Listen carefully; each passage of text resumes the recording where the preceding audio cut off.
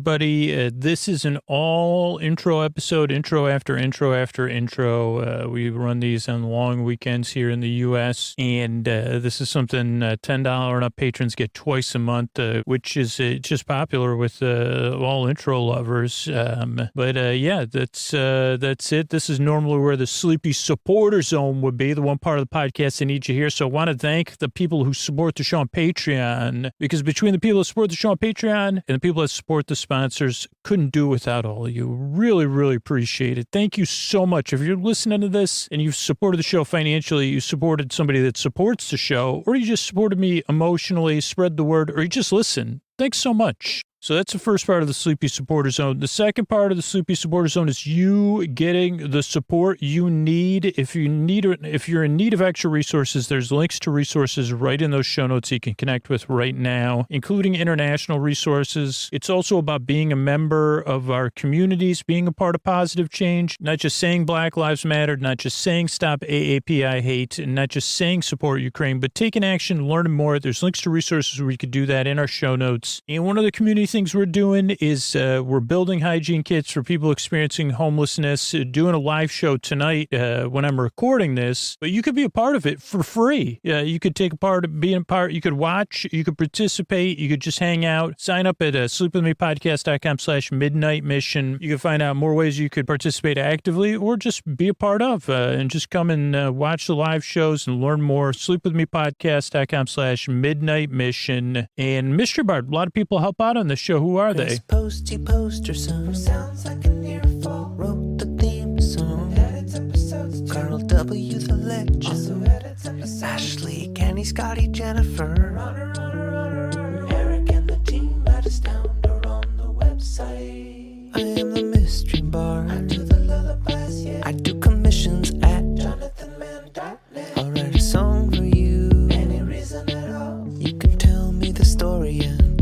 I'll make it personal. You see the kindness shine straight on through when the listeners form their own Facebook group. Keith, Stacy, Sarah, Julie, and Jennifer. These are your moderators. Get support dear Scooter on Patreon. Buy the merch and support the sponsors. You can find anything you want at sleepwithmepodcast.com. And we're so proud that we could dance. Rusty Biscuit, Lois, Anna like banana. Leah does the transcripts. Thanks, Mystery Bard. I'm at Dearest Scooter on Twitter and Instagram. What do you say we slow it down and get on with the show? Hey, are you up all night tossing, turning, mind racing, trouble getting to sleep, trouble staying asleep? Well, welcome. This is Sleep With Me, the podcast that puts you to sleep. We do with a bedtime story. All you need to do is get in bed, turn out the lights, and press play. I'm going to do the rest. What I'm going to attempt to do is create a safe place where you could set aside whatever's keeping you awake, whether it's thoughts, feelings, physical sensations, changes in time or temperature, whatever's got you, your work schedule, whatever it is. I'd like to keep you company and take your mind off of stuff while you fall asleep. If you're new, welcome. I'm glad you're here. What I'm going to do is I'm going to send my voice across the deep, dark night. I'm going to use lulling, soothing, creaky, dulcet tones, pointless meanders, superfluous tangents. Oh, boy. Like, I don't even know how long I'll be on topic or off topic, but I'll be here. I'll be here to keep you company. And if you're new, here's a couple, here's a couple of things to know. If you're skeptical, glad you are. This podcast is a little bit different. It takes some getting used to. I'm glad you're here, and I'm here to help you drift off. So if you're new, well, I was going to try to, first off, the podcast doesn't always make a whole lot of sense, and it takes a while to get started. It takes a while for me. If I'm going to get to a point, it takes a while for me to get to a point. And the podcast is a lot of filler, like the best kind of filler, though. You say, "Woo, this is a filler up with filler words," and I'd say I sure will. I'll put as many filler words in here as I can, ahs, and actual words that I'm doing in a manner just to be filler words. That was an example. Ta-da. I just landed like a gymnast or an ice skater as I just demonstrated my use of filler words. If you're new, this podcast is also a little bit silly. Structurally, what to expect is a show starts off with a few minutes of business. That's how we keep the show free and open to everybody. So that's great. Then there's an intro. This is where, if you're new, it could throw you off. The intro of the show is actually a part of the show and actually like a part of putting people to sleep, but it does take 12 to 14 minutes. But there's different use cases. That's part of what the intro is. You got your new user. That might be you. Welcome. You got your regular long-term users. Hey, what's up? How you doing? You have people that are getting ready for bed. Oof, your brushing technique is excellent. And wow, are you good at petting pets? There's people that listen as part of their wind down when they're already in bed. Hey, snuggle in, get comfy. What's up? Don't worry, I'm just here auditorily. There's people that listen during the day to calm down. Yeah, it's tough out there being human for sure. There's a few small percentage of people that skip ahead to 18 or 20 minutes to the story. Hey, it's just a good guess you're not hearing this. But, don't always skip ahead to the story because you kind of miss out on me talking about stuff. But you can. I think that's all there's other use cases, but those are the ones I wanted to tell you about. That's why the show's it has a long intro. Mostly because I know it takes a little bit of wind down. It's part routine, and this intro is kind of like a routine within a routine. It's a routine meant to be part of your bedtime routine. And I mentioned it's full of filler words because I was really that's when I was on point when I was making those filler word jokes. If I had a dump truck full of filler words, I'd have it right here for you. Okay, so that's the intro. Then there's a bedtime story, and there's business between the intro and the story, and at the end of the show are some thank yous. So that's structurally what to expect. And it's a podcast, at first it can be a tough proposal, because you say, okay, this is supposed to put me to sleep. What's he talking about? Well, and not much, no pressure to listen. I'm talking, so you don't need to listen to me. It's kind of like I'm kind of talking to be here while you fall asleep to keep you company. But there's also no pressure to fall asleep. The reason I'm here for an hour, the episodes are over an hour, is I'm here to keep you company. And just in case you can't drift off, I'm here all the way to the end. I take this podcast very seriously, even though it's a little bit of nonsensical. So that's I guess that's the structure of the show. That's what to expect. No pressure on you. No pressure to fall asleep. No pressure to listen. And I'm always trying to look for ways to be more mindful. And this is just something I wanted to share. And also something that caught my curiosity. I said, I've been saying to myself, Scooch, you got to be more mindful in the future. Because, in the past, we just haven't been mindful. And how are we going to be mindful later when we get to that later point when we have plenty of space to be mindful? And eventually I said, okay, well, here's one thing I know I do every day is walk the dog. I take Koa for a walk. And sometimes I listen to podcasts during that, but I said, well, what if I try to be mindful at that time? And then this isn't something that happened instantly. I said, whoa, boy, what's this, other than cleaning up and, I said, well, if I could smell all the smells she's smelling, maybe I would be mindful. But the only smell I can smell is this bag I'm carrying around, even though it was supposed to be, it's tied up and everything. But so then I said, well, let me see. Let's pay attention to the trees. That's something good. And then I said, what else could I pay attention to that would keep me in the moment? That also, in a non-pressure way, kind of like this. I say, well, I don't want to be should mindful. I don't know if that's a term. Maybe that could be a chapter in a book. Should mindful. Because when I do that, I just feel like the SH part, which other words than would. Because they say, well, I don't want to, like, why do I have to be, I think you know what I mean. If you're a listener to this podcast, I'd like to be, ideally one day I'll be organically mindful. And that definitely could be a chapter in a book. But I mean, currently, a lot of times I'm a different kind of organically mindful. Like I have mindfulness compost, and that could be a whole nother topic for me to go off on. But one thing I found was walking around looking for TV antennas.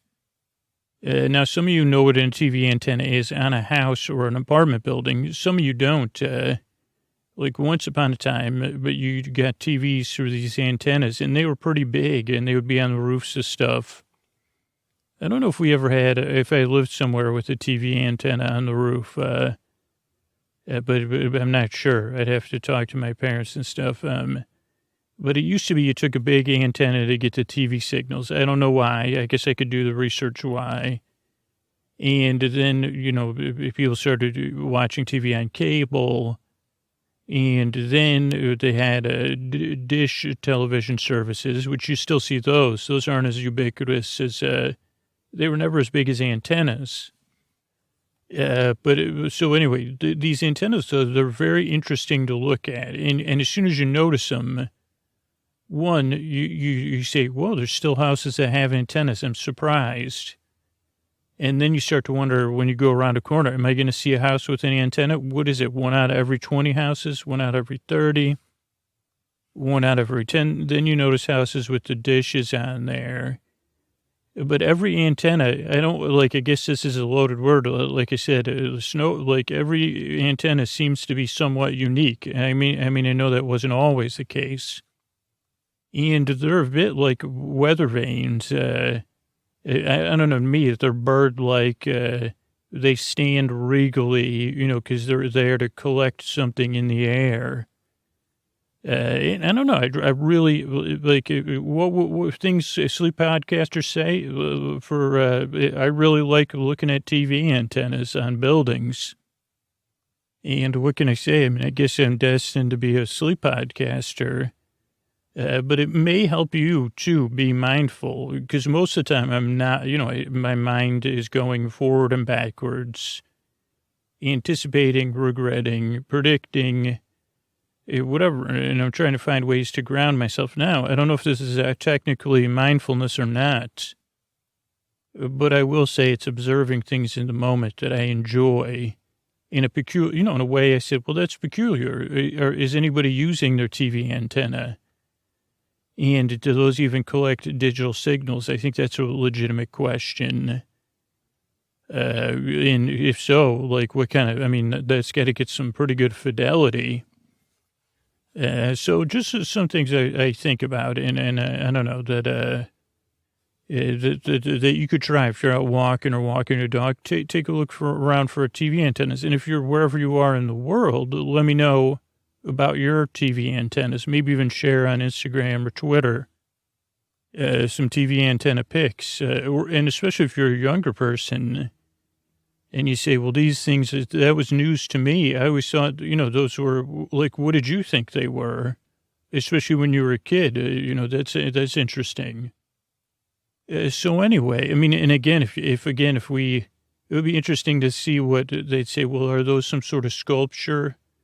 Like those are modern day gargoyles, and maybe like somebody observing us from another planet that's also young. Somehow they have great technology, but they weren't here for the TV antenna age. OTA, they call it, over the air. And you can still watch TV that way. Maybe I'll hook up my TV antenna if I could find it. It doesn't go on the roof. It's always a good way it can be really fun. And I don't know if I'll be able to find a, what do you call it, a remote either. But anyway, it's something I'll think about. But what was I going to say? Here's the thing. I make this show to take your mind off of stuff and to keep you company while you drift off. And and I work very hard. Now, this podcast doesn't work for everybody, as I said, but give it a few tries. That's what most reviewers say. Well, it took a couple tries, and then I realized it doesn't make a lot of sense, and I kind of, then I started falling asleep. I really, truly believe you deserve a good night's sleep, and I'm here to help. Thank you for coming by. I work very hard, and I strive to help you fall asleep, and here's a couple of ways we keep the show going. Hey, are you up all night tossing, turning, mind racing, trouble getting to sleep, trouble staying asleep? Well, welcome. This is Sleep With Me, the podcast to put you to sleep. We do it with a bedtime story. All you need to do is get in bed, turn out the lights, and press play. I'm going to do the rest. What I'm going to attempt to do is create a safe place where you could set aside whatever's keeping you awake, whether it's the thoughts, the feelings, the physical sensations, the changes in time or temperature, maybe, so stuff you've been on your mind, stuff that you're feeling physically or emotionally, or just changes, or just you can't sleep. How about that? Or you wake up and you can't get back to sleep. Whatever it is, I'd like to take your mind off that. I got this nice, safe place here. Set aside plenty of room, plenty of personal space, plenty of distance. Very comfortable. Come on in. And what I'm going to do is I'm going to send my voice across the deep, dark night. I'm going to use lulling, soothing, creaky, dulcet tones, pointless meanders, superfluous tangents. Holy cow. I don't know, like, I just pictured myself blowing, like, if tangents were a balloon, I'd be a balloon seller, tangential balloons. That was on my, that album was only released in Germany, that was right, it was under the name Chardonnay Noir. It was my cabaret album, Tangential Balloons. It was a good one. Actually, we just did a dance remix of it, too. But that's another life. What was my point? Oh, superfluous tangents. I'm going to go off topic. Really what I'm here to do is keep you company. If you're new, hi, welcome. I'm glad you're here. Don't worry, we'll talk about inflatable tangents. I think I've talked about that before. But if you're new, here's a couple of things. I'm glad you're here. This podcast is a little bit different. So I don't exactly know if I've been doing it, almost 800 episodes. I still don't exactly know how to set the expectations. I know if you're skeptical, it totally makes sense. And if you're not sure about this podcast, of course, why wouldn't you be?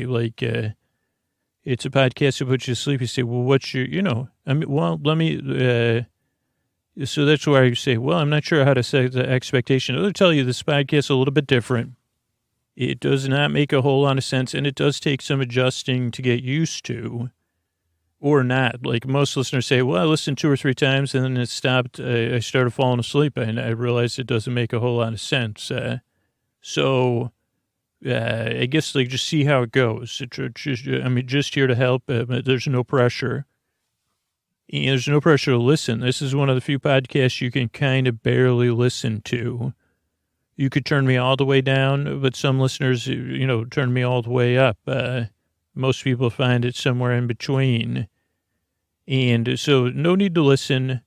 Also, no pressure to fall asleep. I'm going to be here for about an hour to keep you company. So if you can't sleep, I'm going to be here. And then you could queue up episode after episode. So I'm here to the very end so that you can fall asleep whenever you want.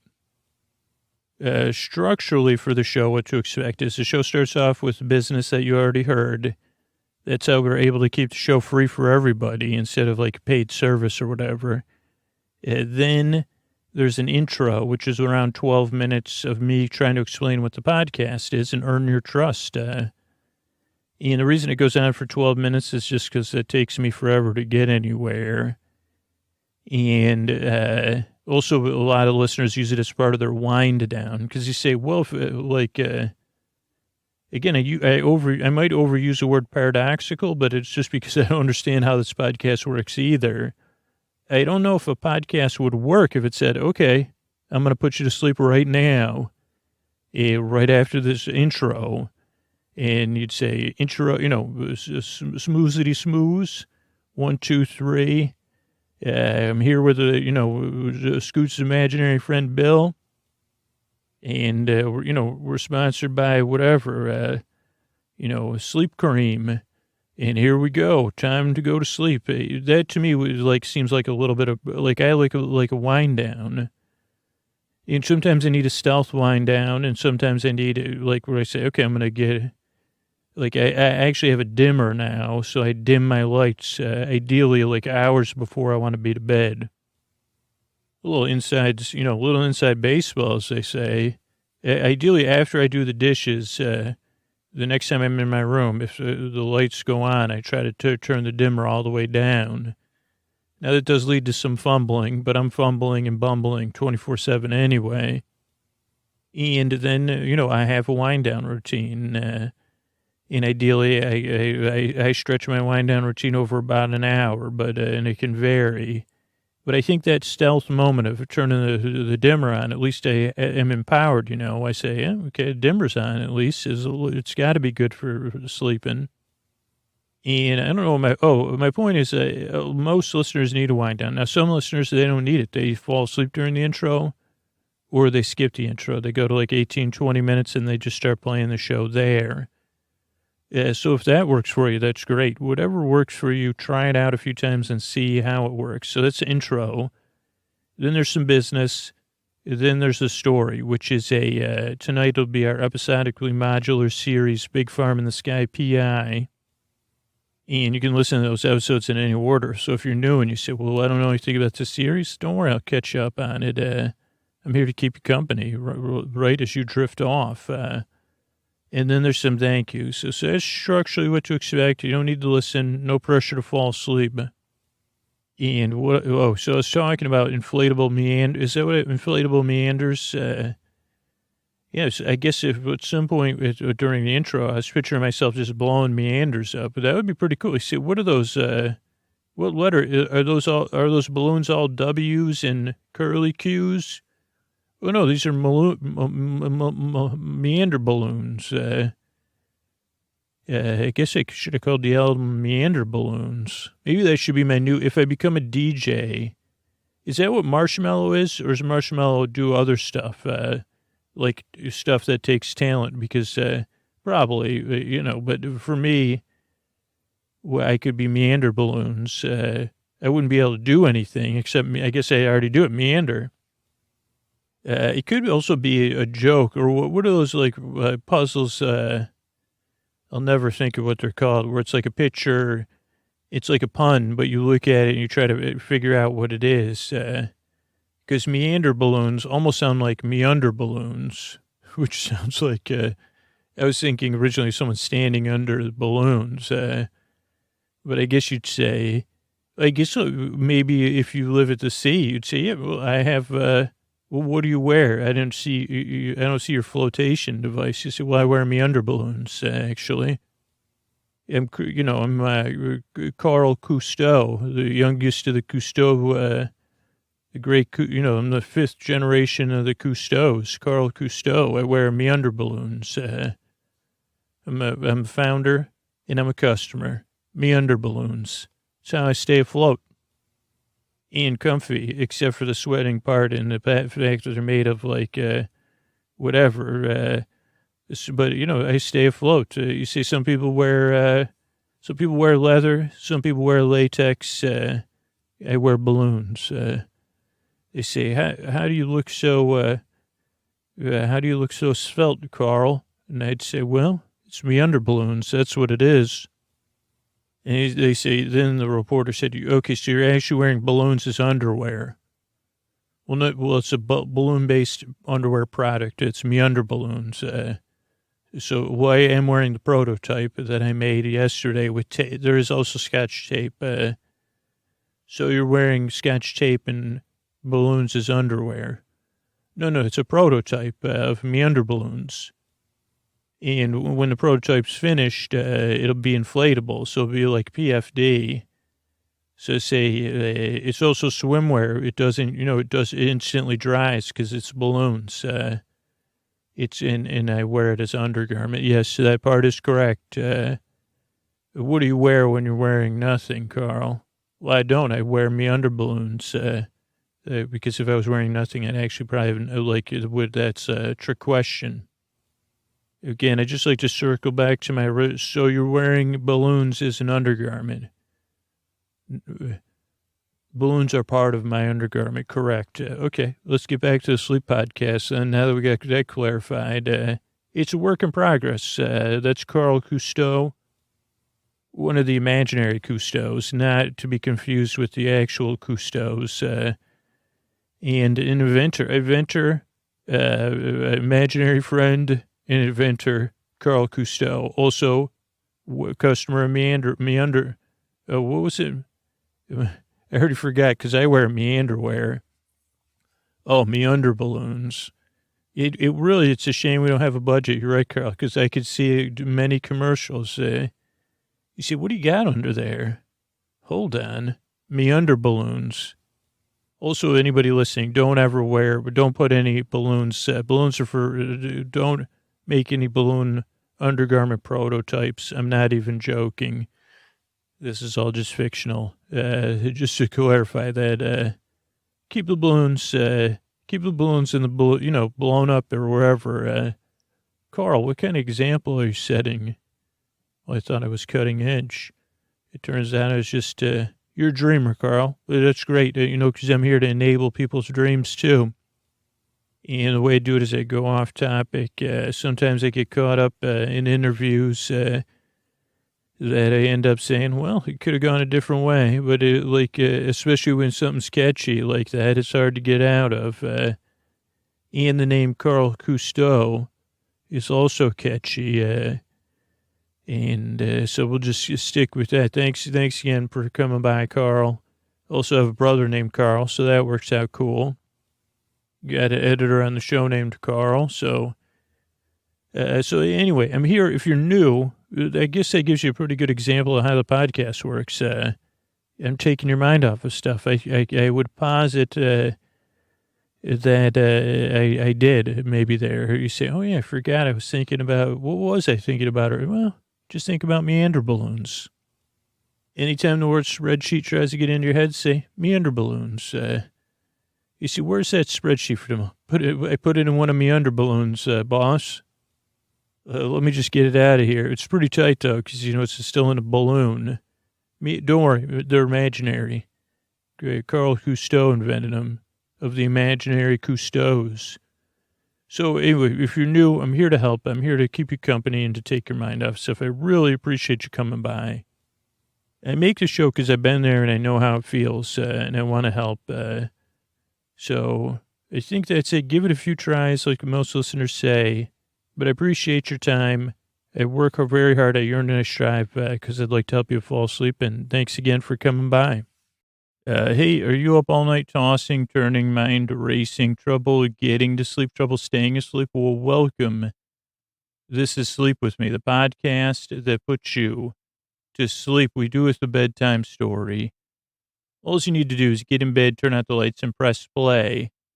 I'll do the rest. What I'm going to attempt to do is I got this nice, safe place here, and I've got it ready for you.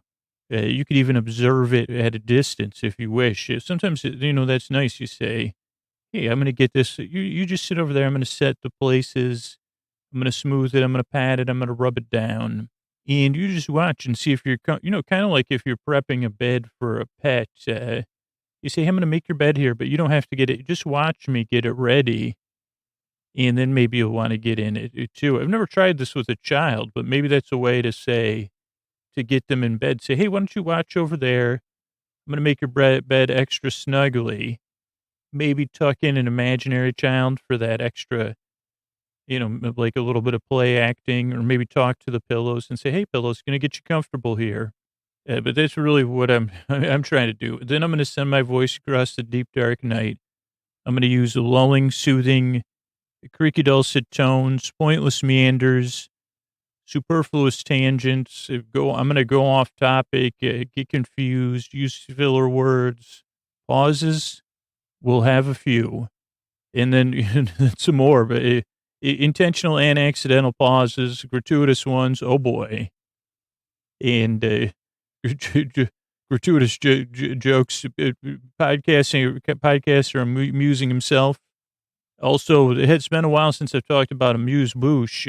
I know the season of Top Chef started when I'm recording this. By the time you hear this, it'll probably be over.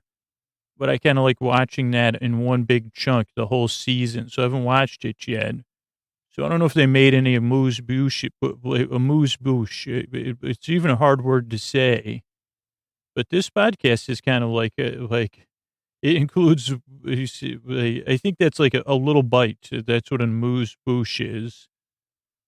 I'm sorry, chefs and linguists. What was my point? Oh, I'm here to take your mind off stuff, to keep you company in the deep dark night.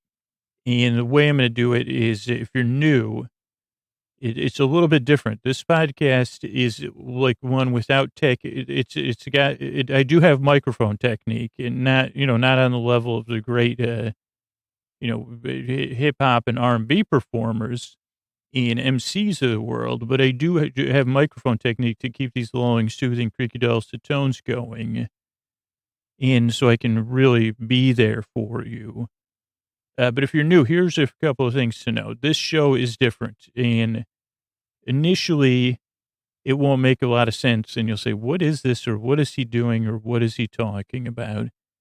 And sometimes you might say it in a voice that's not like that, and that's cool.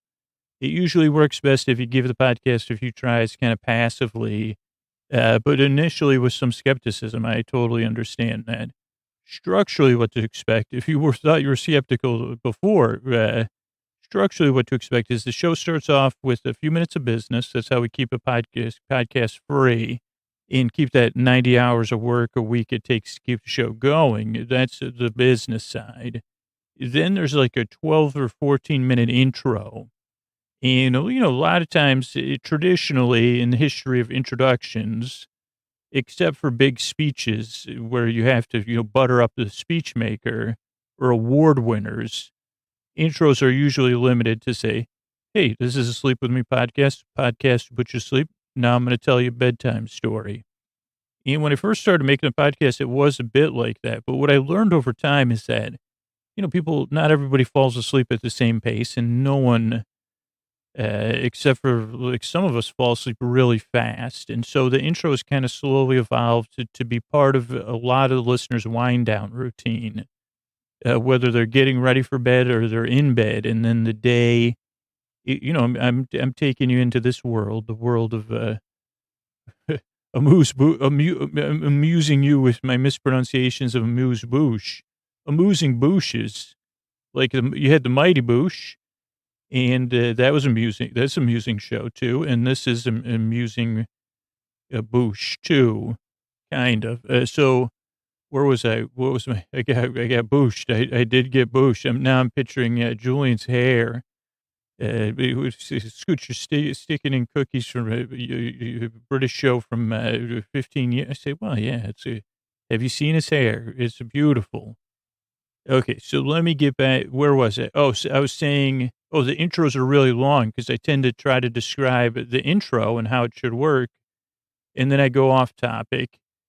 And believe me, I was interrupting going off topic because I was thinking about it. Then I started thinking about Russell Brand. One part of my brain said, those two are friends. And I said, okay, but let's get back to the new listeners. So, and then some listeners skip the intro, about 2 or 3% of people. And then more and more people are listening during the day, also part of a wind down routine or an unwinding routine.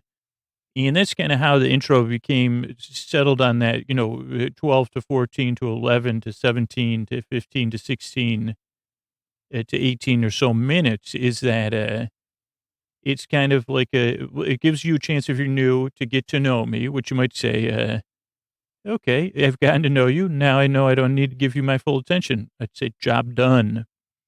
It also makes bedtime kind of, you say, well, I don't know what Scoots is going to talk about, because one of the things is that the variety of the show, I feel like those parts of us that are keeping us awake are very adaptable. They're somehow wound in with our human nature. And so they adapt. You might say, well, I'm going to bomb my feet, then I'm going to bomb my elbows. And that routine might work for a while to help you unwind. But as soon as it becomes predictable, maybe that, brain that's worried about spreadsheets or whatever starts carping back up. It says there's nothing amusing about these bushes. And also, so that's why the podcast has this long intro that changes every time. Because ideally, if you become a regular, so you get in bed and you say, oh boy, Scoots is going to talk about nothing for 14 minutes, but it's going to be about something kind of, and also nothing. And you say, I don't even know how it's possible, but it's like, and you say, well, describe the humor it used in the Sleep With Me podcast intro. And you say, well, hold on, I don't know if it's humorous. I'd say it's more of an amuse. So it's amusing. No, just short of amusing. It's amuse. A bit like amuse bouche. And they'd say, isn't that like a mouthful of, it's not an appetizer because it's too small. And technically, I've seen it on Top Chef, and I think at really fancy restaurants, they give it to you, like, because they've charged you so much. They say, well, this is an 11-course menu if you count the amuse bouche and the palate cleansers. And it's, yeah, I think it's just a mouthful. That's what it, and Scoots is just an ear. He's almost not an earful. You say, okay, I'm not following you. You say, yeah, exactly. That's how, so that's the intro of the podcast. It took me a while to get there. Then after the intro, we will be talking about an episode of Doctor Who in a kind of indirect. This one will be pretty indirect. You say, well, these were the character names. One of the characters' name's Scooty. And so that was cool. And so we'll talk about the episode, and then we'll kind of talk about, well, what is some of the things that I wondered about? Like, what is metallurgy? Is that actually a thing or not? That didn't come up. That's just a random example. So it's the structure of the show. In between the intro and the show is a business to keep sponsors that help keep the show free. And at the end of the show is thank yous to people that help keep the show going. So that's just structurally how the show works. And oh yeah, you don't need to listen. I think we kind of established that. But here's the other funny thing. There's no pressure for you to fall asleep. The episodes are an hour because I'm here to keep you company. I'm here to take your mind off stuff, to be at your bedside, kind of clowning around if you wish, and to be your boyfriend. So to be almost amusing. You'd say, yeah, he just, it's an amuse. Like there's amusement parks, there's amusing things, there's amusements, and like maybe amuse bouche and amusements are not. But you'd say, well, that's an amusing. Ideally, I don't want to tell anybody how to do things. But here's, and I don't know if I've actually had an amuse bouche. The last time I ate at a restaurant with courses was. I don't think Golden Corral counts as, but here's a tip. If you have Golden Corral, maybe have an amuse bouche station. What was my point? I was going to, if you're a kid listening, you're on your third or your fourth act, believe me, my life's had more than two acts. So don't let people, do that to you, whoever said that. So if you're a chef on your first act or your fourth act, if you're in the middle of a play playing a chef, don't stick to your play. You probably should be listening to this podcast right now. You should be out there on stage. But otherwise, if you are designing amuse bouches, maybe a little clue could be, is this going to be amusing? And, transcendently, I mean, like the broad or extensive amusing, because you say, well, because a lot of these good cooks, they take you on a journey, right? Or chefs, excuse me. And I think this is just my philosophy that I just came up with now on amuse bouches, like a treaty on amuse bouche. And also illustrated pictures from the Mighty Bouche, a piece of fan fiction, and a cookbook by Scoots.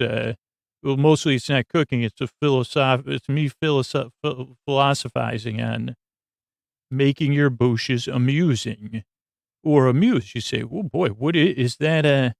What is that on my the back of my palate there? And is this both hot and cold at the same time? Holy mac, is this macaroni? You say, no, it's mochi. You know, that's usually what they say on the show when it's good or on those cooking shows. No, it's a mochi compote with something. They say, yeah. I remember a couple of years ago there was sunchokes were big. This was probably like 5 seasons ago. They'd say it's a compote of mochi stuff with sunchokes. And they say, gosh darn, right? I said holy macaroni, and I'm saying it again because I don't know, I wouldn't know how to say holy mochi, sunchoke, or roni. Anyway, I guess I'm off topic. I'm here to keep you company as you drift off to sleep, to be your friend, to be your board bud, because I've been there, and I believe it for you. Maybe you could believe it with me. You do deserve a good night's sleep. You deserve a life where you can flourish and where you treat yourself and you're treated with dignity and respect. And I hope I can provide a little solace, a little amuse. I guess words Scoots is overused. Amuse. Words here, Alec. I'll take words I almost rhymed for 300. What is fuse and amuse? No, those actually rhyme. Oh, that was incorrect. Oh, because I think I was supposed to say amuse and misuse. Yeah, you're right, Alec. Thanks. I'll get back to the end of the intro. Oh, it's also Alex. He just frowned at me. He wrote it on his screen. It's a host of Jeopardy. I have a mirror, like a mirror, well, anyway, another facet of my imagination, we could say, if it was only true, if I didn't have a direct 24/7 feed to Alex Trebek. You see, what happened to where the Jeopardy, when the Jeopardy became avant-garde? They say, well, that was the guy from Sleep With Me. Poor Alex, he somehow had a 24/7 feed of the dearest Scooter in his brain. And so, yeah, he started coming up with these strange questions, and he also switched to only eating amuse-bouche. He would demand all his meals be broken into tiny mouth bites. And that took a lot of time for him to eat a meal because it would be like, 84 servings, just for lunch because they were small servings. So that was it. That was it for Jeopardy. Oh, thanks. Anyway, I'm back. So I don't know where I went, but that's kind of how the podcast works. I'm here to help. If your first few times listening, I know not everybody likes this show, and I know it doesn't work for everybody. So if you're sitting here and you're on the fence, or maybe you're feeling like, I'm not sure this is for me, give it a few tries or not. There are other Sleep With Me like shows out there, and there's plenty of audiobooks and other stuff to test out. But I'm here to help in my own unique way. But most of the listeners, and there's a good amount of listeners to this show, and 90% of them say it took 2 or 3 tries till the show started working for me, and I understood it's the boosh part of it. I got that he was barely amusing right away. But what was the meaning of a boosh? Like a bit like a whoosh or so that's it. I'm here to help. I work very hard at this show, and I strive and I yearn because I really want to help you fall asleep. Thank you so much for your time and for coming by. And here's a couple of ways we keep the show going. So, if you're still with us and you could pay attention, it's a huge help in keeping the podcast out there for everybody. Thanks. Hey, are you up all night tossing, turning, mind racing, trouble getting to sleep, trouble staying asleep? Well, welcome. This is Sleep With Me, the podcast that puts you to sleep. We do with a bedtime story. All you need to do is get in bed, turn out the lights, and press play. I'm going to do the rest. what I'm going to attempt to do is create a safe place where you could set aside whatever's keeping you awake, whether it's thoughts, feelings, physical sensations, changes in time or temperature, changes in your routine, maybe you're traveling, whatever's keeping you awake. I'd like to take your mind off of that, create a safe place to do so, or, level of trust where you let me do so. And then what I'll do is I'll send my voice across the deep, dark night. I'll use lulling, soothing, creaky, dulcet tones, pointless meanders, superfluous tangents, extra words, misplaced words, concerns of mine that then I try to make more sleepy and dreamy. Because I was thinking about travel, and then I said, oh, well, I had something I was thinking about. And the whole idea is the podcast is here to keep you company while you drift off. Now, if you're new, here's a couple of things. I'm glad you're here. How you doing? Come on. You don't have to come on in. You could. This is the kind of place in podcasts where, because they really don't like that. I don't know why. I did it because I said I want you to feel welcome. But I also want you to, is this a paradox? I want you to feel so welcome, you could feel unwelcome. You know what I'm saying? Like where you say, because I don't like it when I'm standing somewhere looking in at a distance, and I say, well, this is my safe place outside your store, looking in, seeing what you're up to and seeing what your angles are, and, trying to check if there's any funny business, so then when you say, hey, you see you looking in the store, come on in. Air's just fine in here. I say, well, I'll be the judge of that, thank you. Your friendly tone is doing nothing to earn my trust. And then sometimes the people won't get it, and they'll say, you get a lot better view from up close. And I say, I don't care if they call this Main Street USA. It doesn't make me feel, it just it doesn't clarify my... It's going to take me a while. In this podcast, I say, you want to stay outside? Go right ahead. Ideally that you could hear it wherever you are. I would say the air's just fine where you are, wherever you are. You want to come in? Come on in. You want to get a little bit closer? And then you say, well, I prefer to back. I say, let me just, you could look at me through opera glasses or a microscope or...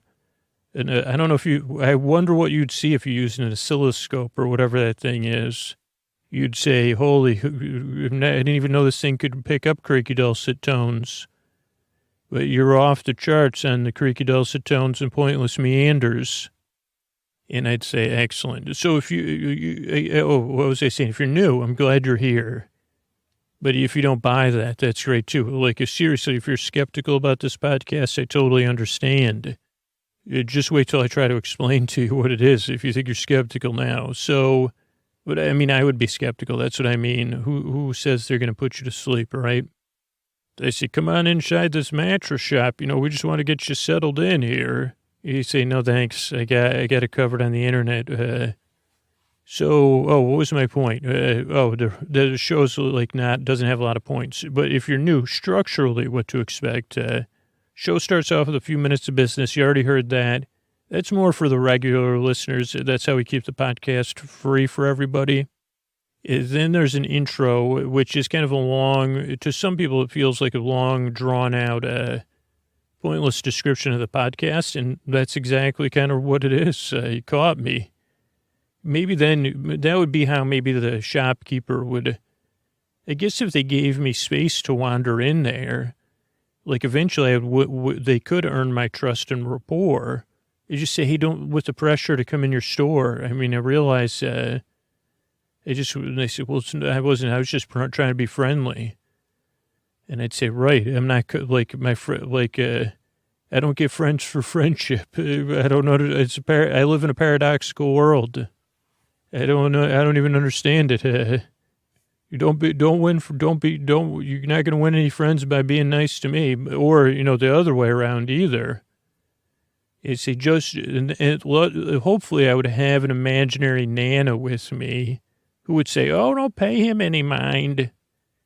He doesn't, and I say, right, Nana. Maybe this is where, maybe it harkens back to you. Nana, did you ever run a shop before? Oh, get back to the new listeners. Oh, you're right, Nana. I should get back to the new listeners. That's my Nana. She lives in my mind always, at every moment. Oh, he's over-exaggerating. I say, yep, you're right, Nana. Over-exaggerating again. So the intro's a long and it's just like kind of, I try to make a metaphor of what the podcast is, and I never succeed. And in doing so, hopefully I put you to sleep. So some listeners, for the intro, some listeners fall asleep, some listeners skip the intro.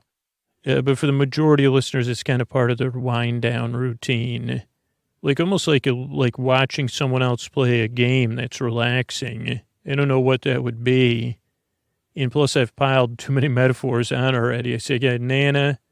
I got whatever other metaphor I was making that I forgot about. And now I'm thinking of someone just using a yo-yo. I don't know. I've never watched someone use a yo-yo before because it's kind of rare. And I mean, wholly going off course, but the quality of yo-yos, the majority of yo-yos distributed are not the great. They're usually giveaways, right, at a birthday party. So there are high quality yo-yos. I think I may have owned one. Now I'm not a yo-yo. Now I'm thinking of Yo-Yo Ma. So this is like a little bit of a meta view. This is really what my mind just kind of naturally does. But I was going to say the most famous company, I think, is Dunkin' that makes the good yo-yos. Also, there was a funny Simpsons episode about yo-yos. Also, now I think I've got, I'm stuck in a slippery part of my brain that just likes me saying yo-yo over and over again. But if there was another world where a lot of people use yo-yos and they were skilled at it, or, you don't have to be great, just moderately good at flicking it down. Oh, what's a yo-yo? Sorry, it's like this thing. You could look it up I'm sure someone's got a great YouTube channel where they do yo-yo. And as a matter of fact, if you want to do a crossover episode, that would be relaxing just to see, just a relaxing. But I was saying, some listeners, the intro's like that for them, just watching a yo-yo go up and down. And that's a pretty clear metaphor for spinning its wheels too, and walking the dog. I think I did all those things in this intro. Round the world. Oh boy, did I go meandering around my world. And so that's the intro. Then there'll be a bedtime story. There's some business between the intro and the episode. Then there's a bedtime story. The intro is kind of like a bedtime story. It's kind of like a stealth one, or it's a bedtime story, wind up and cool down. But then we'll have a bedtime story. It'll be Trending Tuesday style. I don't know what it's going to be yet. And then at the end of the show, we have thank yous and good nights. So that's the structure of the show.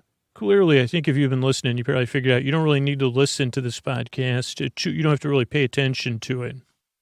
Much like that yo-yo image, especially one that, I don't know if those have ball bearings in them, the good ones, or if that's the company that makes them. I'm trying to think when in my life, I think I've had 2 good yo-yos, but I don't remember them. I mean, I in the 80s, there was like a yo-yo comeback, and I think that's what the Simpsons episode was about. But there was a butterfly yo-yo. I think I had one of those. And then later in life, there was this a series of books called the Klutz books. And I'm not going to say they named them after me, but I should have been getting paid for that. And I don't think I had a good Klutz yo-yo, but I think I had the one of how to tie your shoes. I don't know if that was actually a book or they just said, let's send this to Scoots and see if it's marketable. And then I was at the book, it was actually at a bookstore, and I said, I can't, my legs, I can't get my leg off this pole. I followed your tie the shoe book. And they say, well, you weren't supposed to lace the book to your shoes, sir. And I'd say, well, it's about, I said, really? It's interesting because there's shoelaces in this book. There's shoelaces in my shoes. Now they're one.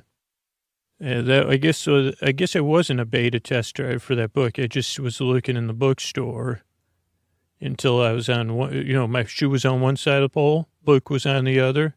shoelaces in between. And I say, you can't do this on Amazon. Holy cow. It actually felt good. It really felt like it stretched my foot out. Anyway, I don't even know what I was trying to explain. Oh, I think I was talking about yo-yos. And just trying to remember. But at some point in my life, I had another quality yo-yo, very briefly. I mean, maybe this could be the episode tonight. I don't think so, though. But I'm sure there's a lot of forgotten yo-yos out there. Maybe that could be, maybe there could be a song about the forgotten yo-yos.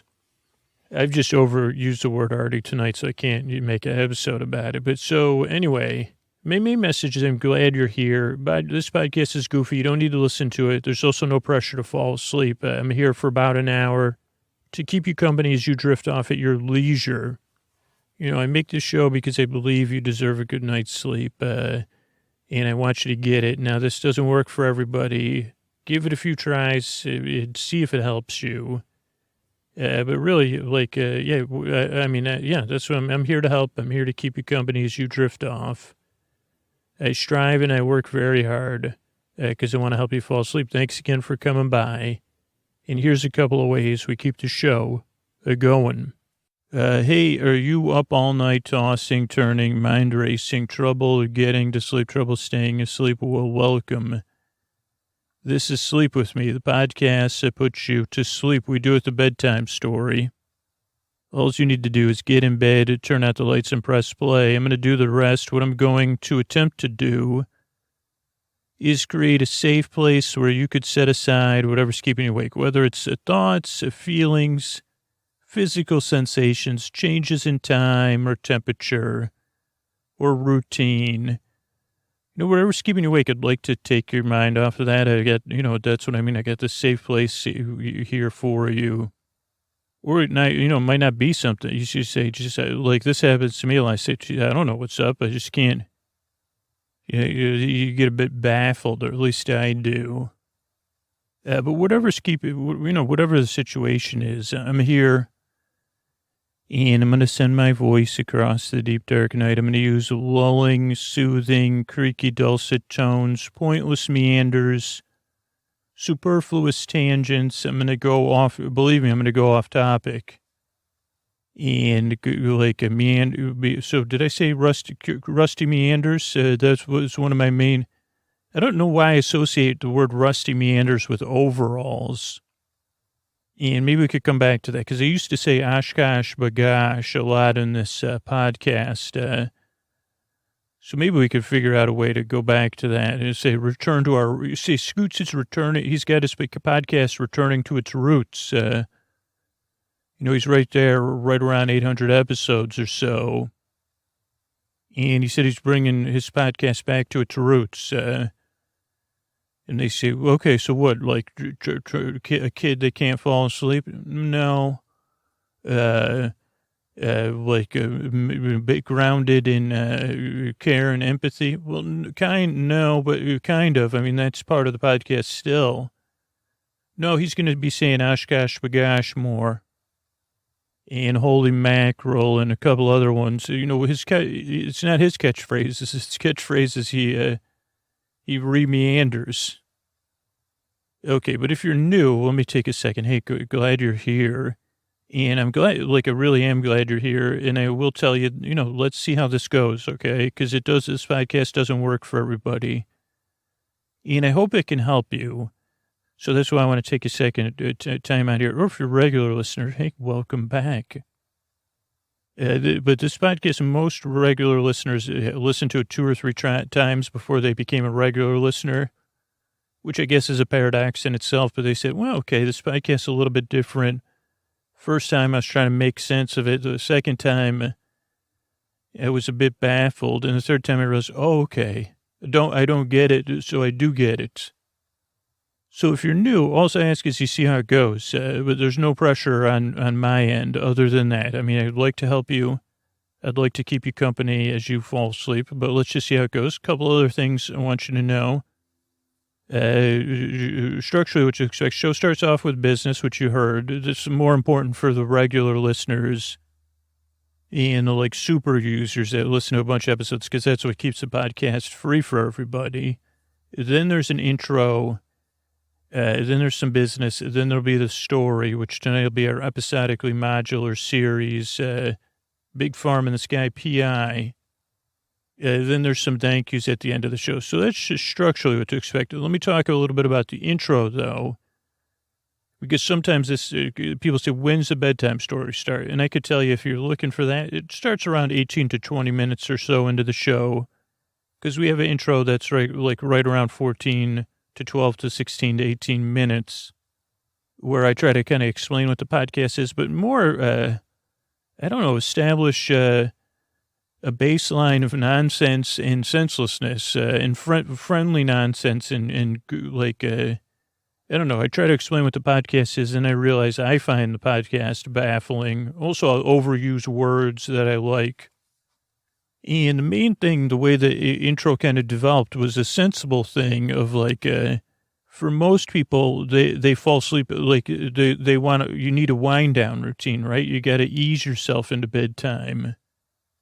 We've talked, I don't know, it's been a while since I've said Oshkosh Bagosh or, pontificated on shoehorns. It has been a while. Also, it's been a while. This stage of my existence, I've never owned a shoehorn. I've used some, I've held some, and I don't really need a shoehorn because it'd just be one more thing. But I guess my thing is you can't shoehorn. Here's a generational thing. Maybe I was like at the post, like my father had a shoehorn. My mother, what if that was the shoehorn story? Or shoehorn leghorn. I think that's the last time, like hundreds of episodes ago. Or you say, Scoot says last week when you're talking about shoehorn leghorn. Yeah, that was the shoehorn. That's a children's book I'll write one day. My father was a shoehorn. My mother was a leghorn. And that's, maybe shoehorn foghorn. I like that better because there was like what was it? Something foghorn leghorn. Wasn't that the name of the giant chicken in the Bugs Bunny cartoons? I guess it doesn't make sense. Oh no, that was the first name. Shoehorn leghorn though would be, or shoehorn foghorn, shoehorn be foghorn. The shoehorn that was a foghorn. Okay. So this is one of the meanders that goes on in the intro where I try to explain what the show is. And shoehorn beef foghorn. I can't get enough of that. It also your mouth when you say, go ahead and say it with me. Shoehorn beef foghorn. Shoehorn be leghorn. Isn't it almost sound like when you say the word chew, like you're chewing, or chew, chew, chew. I guess because shoe and chew do rhyme. I didn't realize that. I'm not kidding. This is where it's unintentionally funny. Until I said it, I didn't realize that shoe and chew rhymed. Another part of my brain that isn't linked to my rhyming brain said, that feels the same in my mouth. Shoe and chew. Wonder why. That's why I'm cut out to make this podcast. So the intro just lets people ease into bedtime, and then some people fall asleep during the intro. Some people fall asleep after the intro. Some people fall asleep, some people skip the intro. Some people listen to the whole show.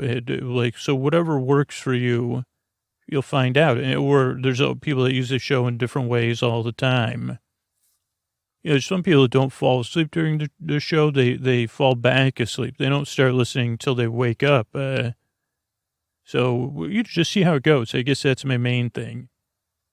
Oh, but the intro, I guess my main thing is to ease your intro. Because some people expect the intro to be concise or make sense. And I just wanted to, I guess it's a little late for that. But I kind of did an example.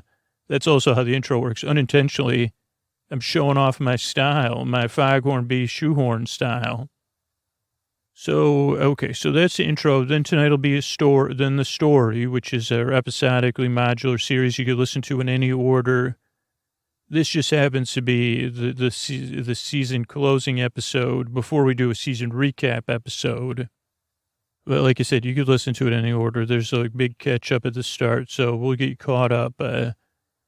So it's a structure show. No pressure to listen. This is the one podcast, like I said, where you kind of discover how it works best for you. Or, the great thing about all the people that help keep the show free by, going out of their way to do that is that there's all these different style episodes. So some people say, well, that's the style I prefer, so I'll just listen to those ones. Some people listen to every episode. Some people kind of pick and choose and create apps and create like a playlist in their apps and stuff. So just see how it goes. No pressure to listen. Here's the other thing. There's no pressure to fall asleep. I'm going to be here for an hour to keep you company. And if you need it, you could run 8, 10, 12 episodes in a row. So, I'm here to help ease you off into bedtime. So there's no pressure to listen, no pressure to fall asleep. I mean, I do believe the reason I make a show is because I believe you do deserve a good night's sleep. And I know it's not easy. And I'd like to be here and just keep you company as I can. You say, well, I make the show just as much for the people that can't sleep as the people who fall asleep in first 4 or 5 minutes. So, so that's the kind of structure show. That's the things to know. I did say I was going to talk about Oshkosh Bagosh, but then by Oshkosh and Bagosh, I got distracted by old Shoehorn, Leghorn, Foghorn the Third or something. And went off topic. So maybe we'll go back to Ash. That was just like I don't know. It's a nice word. I know it's probably, I guess, I don't know. Did I research this in the early days? Was Oshkosh Bagosh a thing before it was a brand, or has it always just been a brand? I don't know if I've ever owned. Do they make adult clothes? I'm going to have to look that up later. I think, because I was thinking of Meanders, and then I was thinking of, when I say rusty Meanders, I think of overalls. And then when I think of overalls, I immediately think of Oshkosh Bagosh. I think they only made kids' overalls, maybe just in the 80s, and I didn't own any.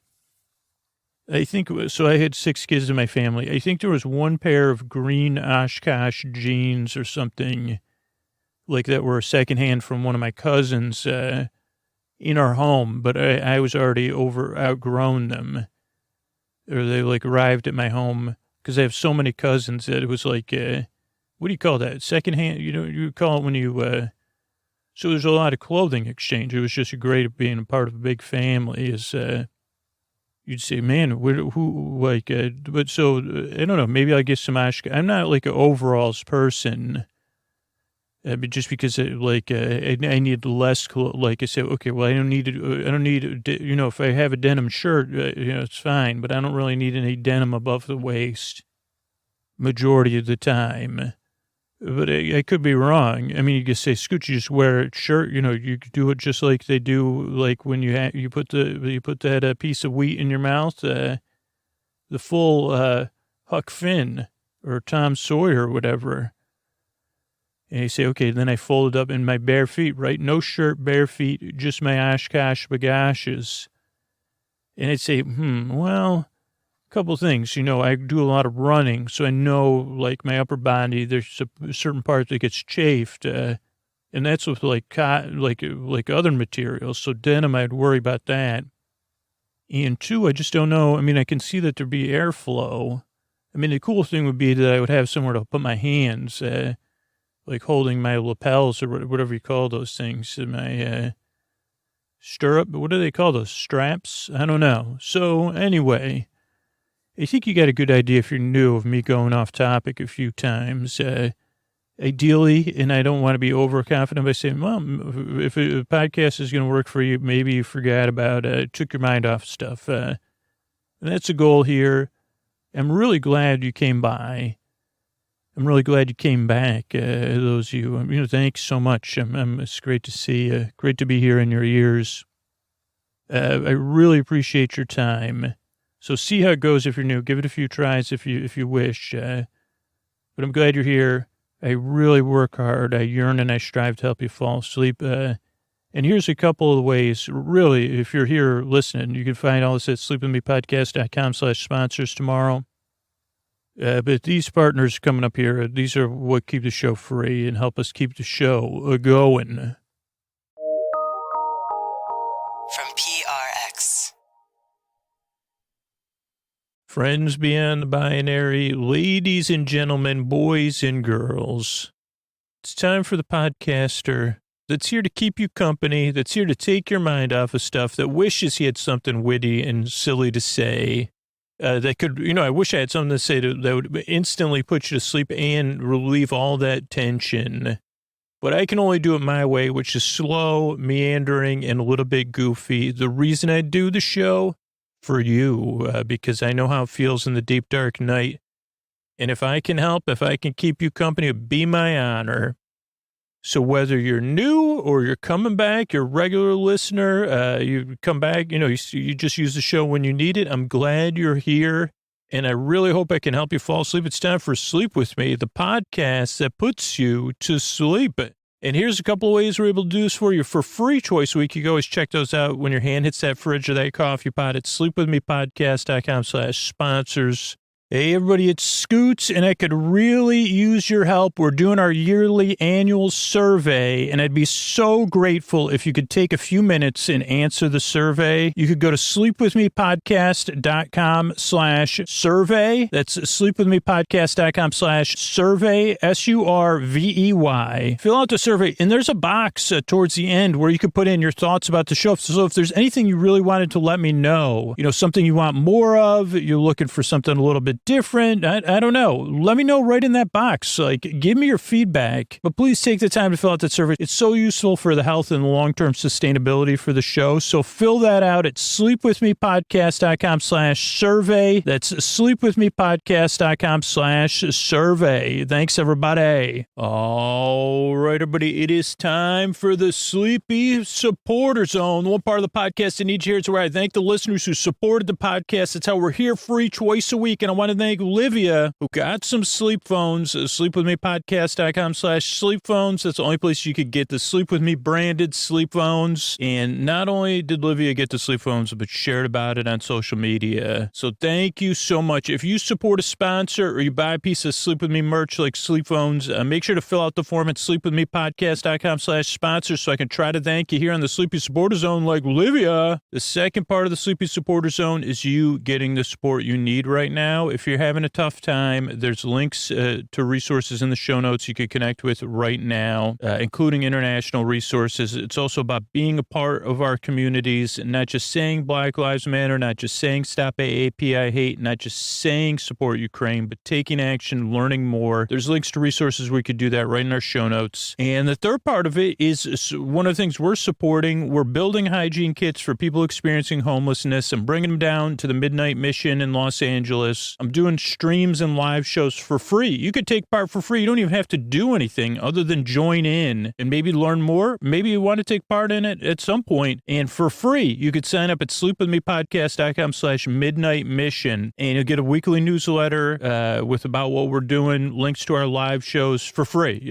So sign up, sleepwithmepodcast.com/midnight mission. Oh, Mystery Bard, a lot of people help out on this show. Who are they? This posty poster son sounds like an earful. Wrote the theme song. Edits episodes. Carl W. the legend. Also edits episodes. Ashley, Kenny, Scotty, Jennifer. Runner. Eric and the team at Astound are on the website. I am the Mystery Bard. I do the lullabies, yeah. I do commissions at jonathanmann.net. I'll write a song for you. Any reason at all. You can tell me the story and I'll make it personal. You see the kindness shine straight on through when the listeners form their own Facebook group.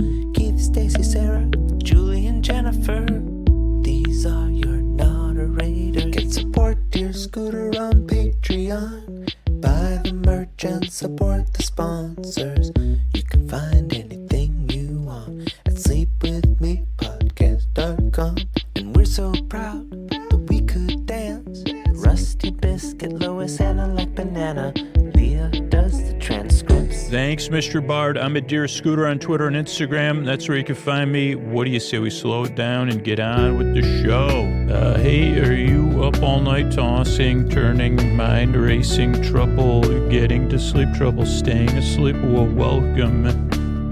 This is Sleep With Me, the podcast that puts you to sleep. We do it with a bedtime story. All you need to do is get in bed, turn out the lights, and press play.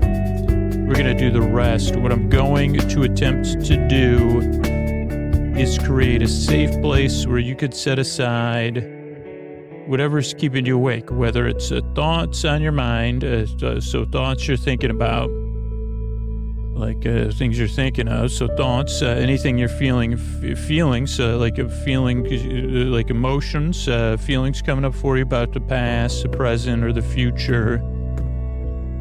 Anything physically you're feeling or dealing with, so it could be, thoughts, past, present, future, feelings about the thoughts, feelings about physical sensations, changes in time, temperature, routine, travel. You could be traveling. You could be having visitors. You could have, other stuff going on. Whatever it is that's keeping you awake, I'd like to take your mind off of it and keep you company so you could fall asleep.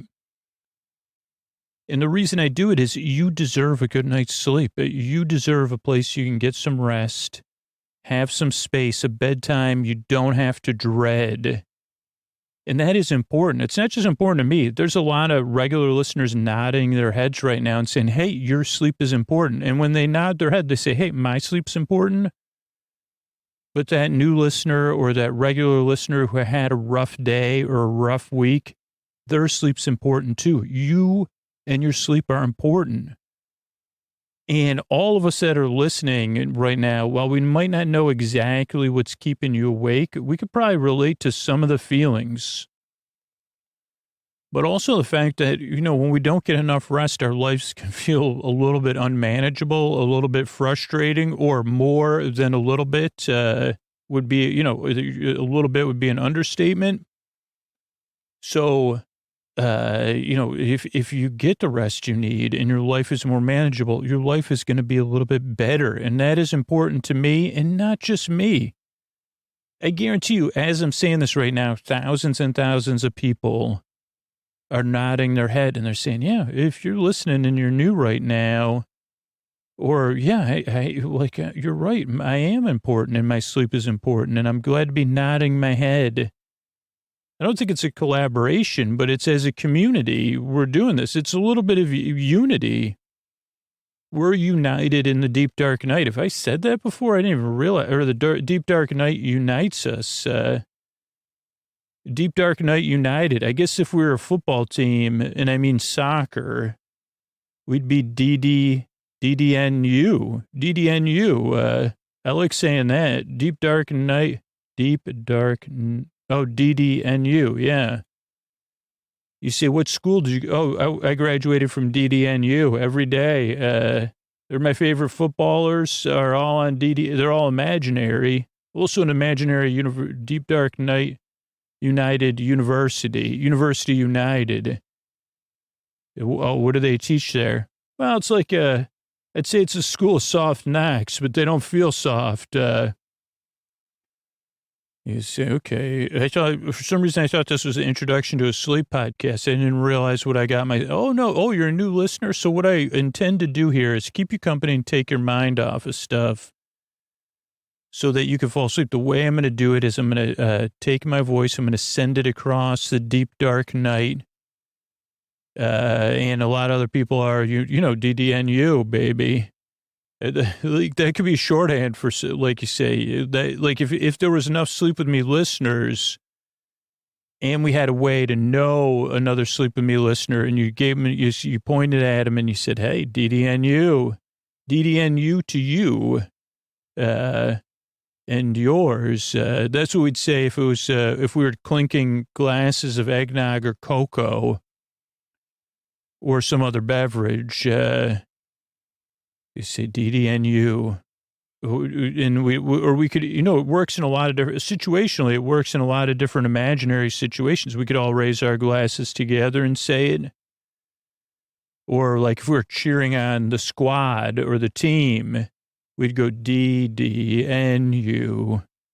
That even works. Surprisingly, it doesn't necessarily, it even works as an introduction to a sleep podcast. So I send my voice across the deep, dark night and use lulling, soothing, creaky, dulcet tones, pointless meanders and superfluous tangents, which you've already seen as a, coming out of my mind here. I'm surprised they didn't ever say united in the deep dark night. Deep dark night united. Also, if it was a superhero, or I guess ours would be it wouldn't be an anti-hero or a superhero. It'd be one of those heroes that's in between. They're not even sure. You'd say, oh, who are you? Who is this? Oh, we're Deep Dark Night United. We're big fans of the Deep Dark Night. Who's the Deep Dark Night? Surprisingly, it took like almost 1,100 episodes for Scooter to realize that he could have invented a superhero or some sort of person in the Middle Ages, a legendary character, the Deep Dark Night. Or both, because it had a back. Oh, it was, some sort of thing, like one of those secret things. Oh boy, I now pass on the knowledge of the deep dark night to you. And the people that support you are Deep Dark Night United.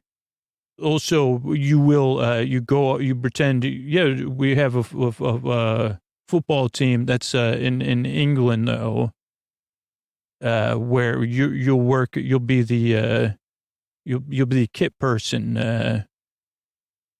they call that a water person in the U.S. I think, and you clean up the grass and stuff. A bit like Nate the Great before Nate the Great, changed sides. Oh, it is a sleep podcast intro? Sorry, forgot again. So I'm going to use those. That's a pointless, meander, superfluous tangent, all to take your mind off stuff and keep you company while you fall asleep. Now, you may be surprised to learn this, but maybe you aren't. Not everybody likes this podcast when they first get here. In fact, most people don't. Most people are confused when they get here because, one, you probably tried a lot of stuff to fall asleep throughout your life. You're probably skeptical. You're probably a little tired. And I can tell you, even if you don't like this podcast, you could still be a member of Deep Dark Night United because it's free. All you got to say is, we're united in the deep dark night. I think that's true. So you could check out sleepwithmepodcast.com/no thank you, which has other sleep podcasts and stuff. All I ask is, hey, maybe try the podcast a few times. Because we've got hundreds and hundreds of thousands, if not a million reviews or emails and messages and stuff that said, hey, at first I really did not like the podcast. Took through 2 or 3 tries for me to realize a few different things. One, it's a podcast I don't really listen to. That was hard to figure out at first because I was waiting for the story to start or I was waiting for it to get lulling and soothing. And then I realized it's, mostly pointless meanders and superfluous tangents. I was waiting for your voice to get more comforting, but then I realized it's more of a misdirection and in the deep dark night. And so then I realized, it's a podcast I kind of listen to, like somewhere between background noise and somewhere more coherent than incoherent babbling, but not with a lot of coherence. So that took some, getting used to, not to just kind of listen to the podcast like I was watching Sand in an Hourglass or Out of Focus.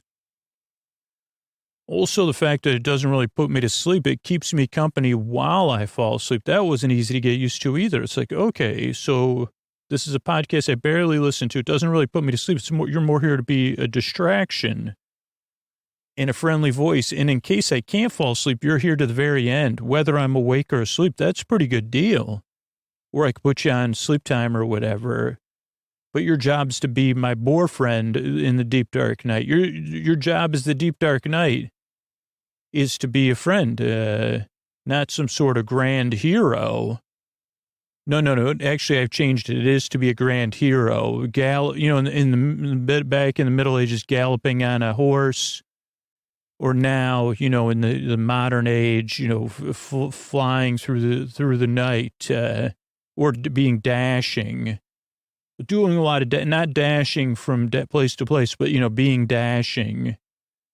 I realize the podcast's foundation is much less, doesn't have any gratuitous coolness. I'd like a more gratuitous coolness, I'd like to have some of that. Sorry, that doesn't go with a sleep podcast. It does go with the fantasies of a sleep podcaster, for sure. But yeah, so I'm here to be your boar friend, your boar bae, your boar sib, your boar cuz, your boar bestie, your neighbor, your boar your boar bruh, if you're in the San Diego area.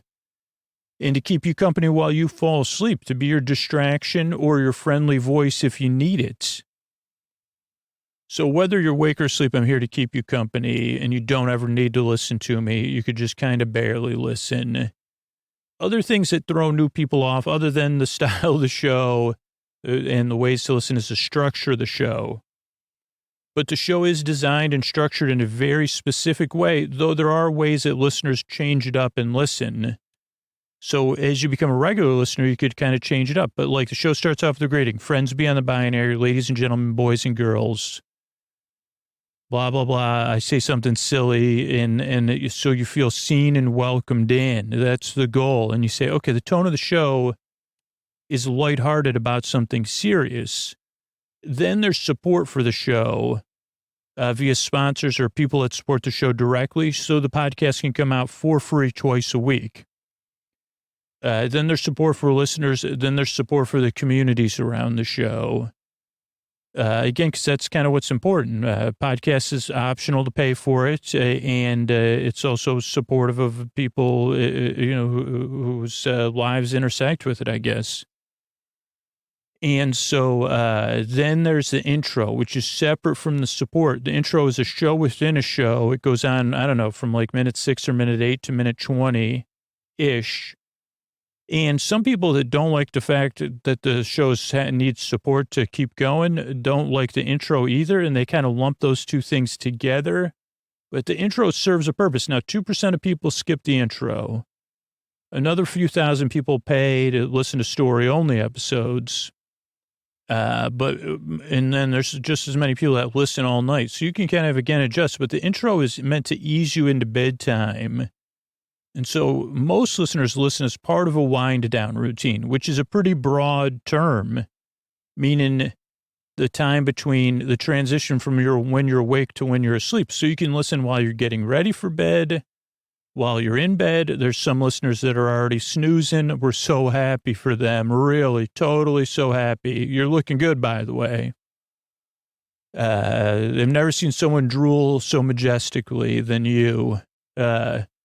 But for most listeners, whether you're getting ready for bed, you may be foam rolling or doing something else relaxing or just chilling, getting comfortable, petting your pets, looking at your fishes, what up fishes, and other, all pets. When I say what up fishes, it's like saying deep dark night united for pets. It's a general term to go out to all pets.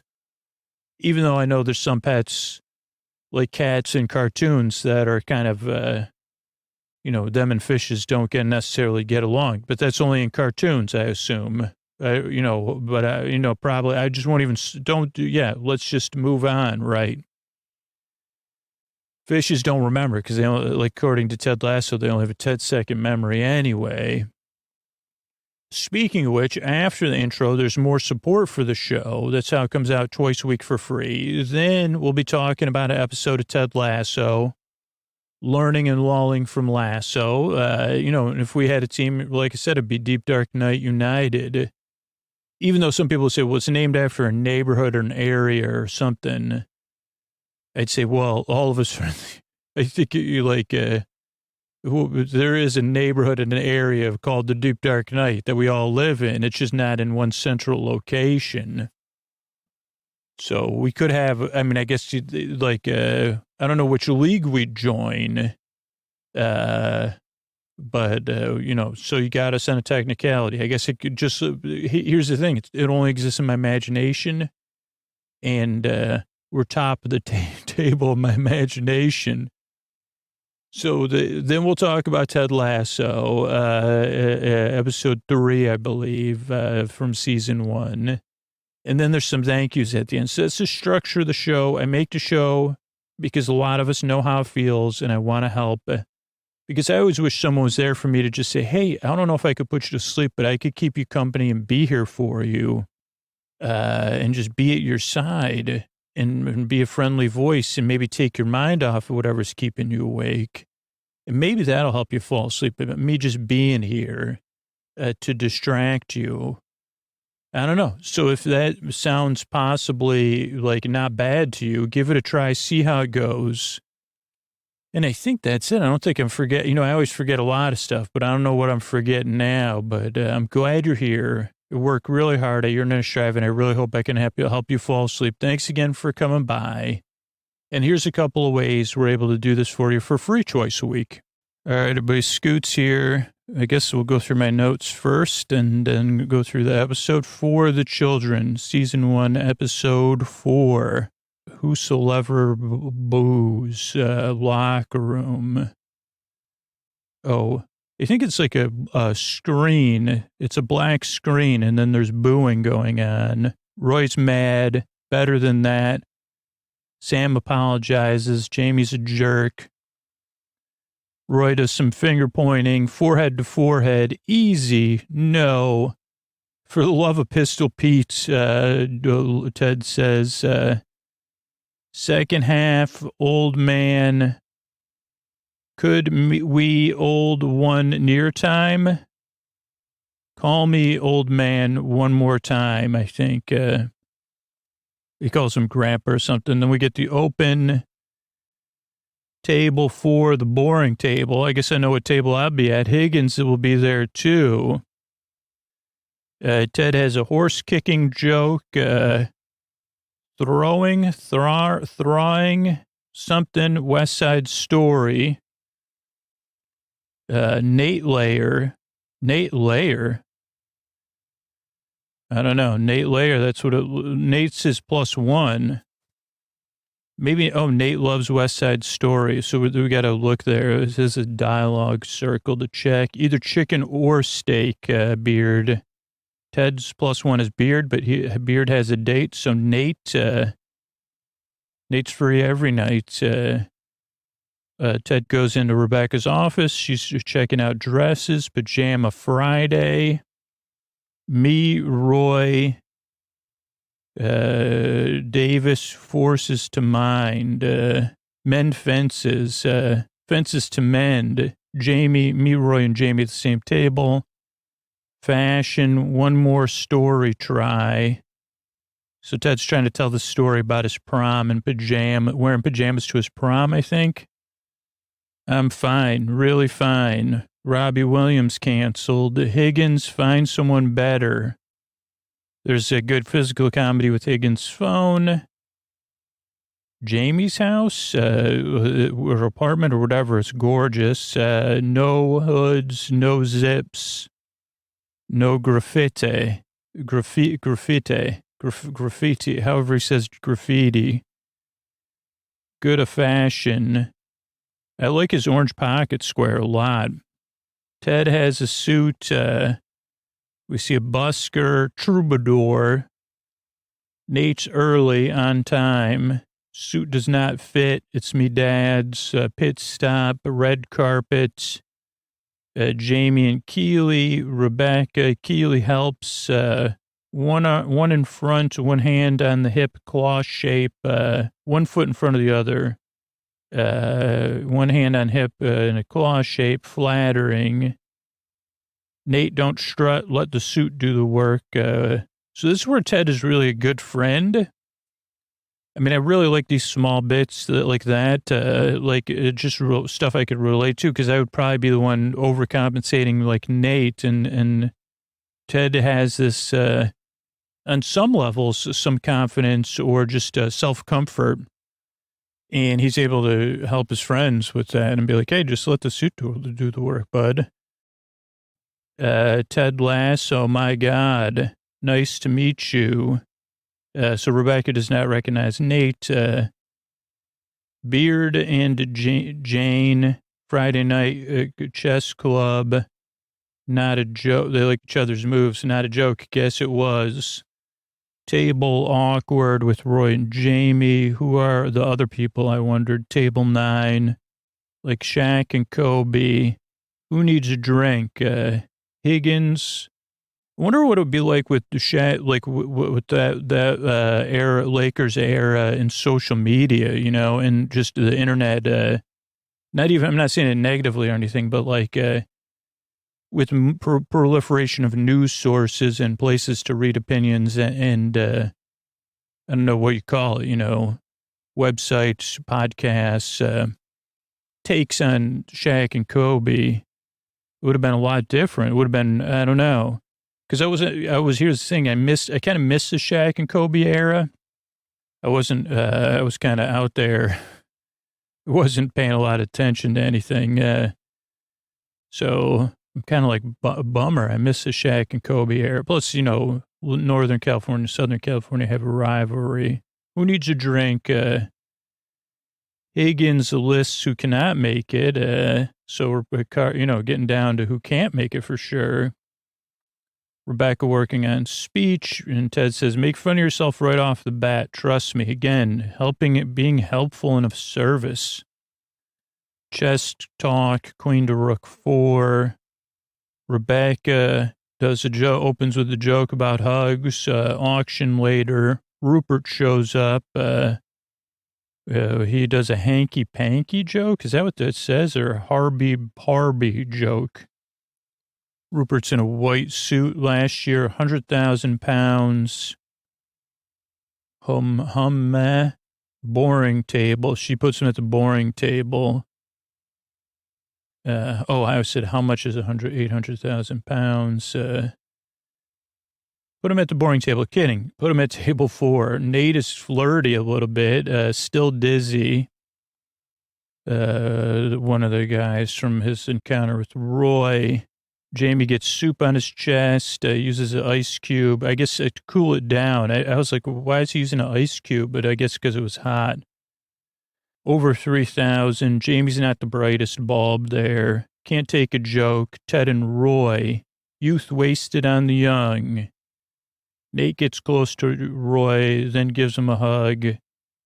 Ted meets Rupert. Lytle, best friend's older sister. Ted uses his best friend's older sister crush metaphor. Rupert and Rebecca, awkward moment.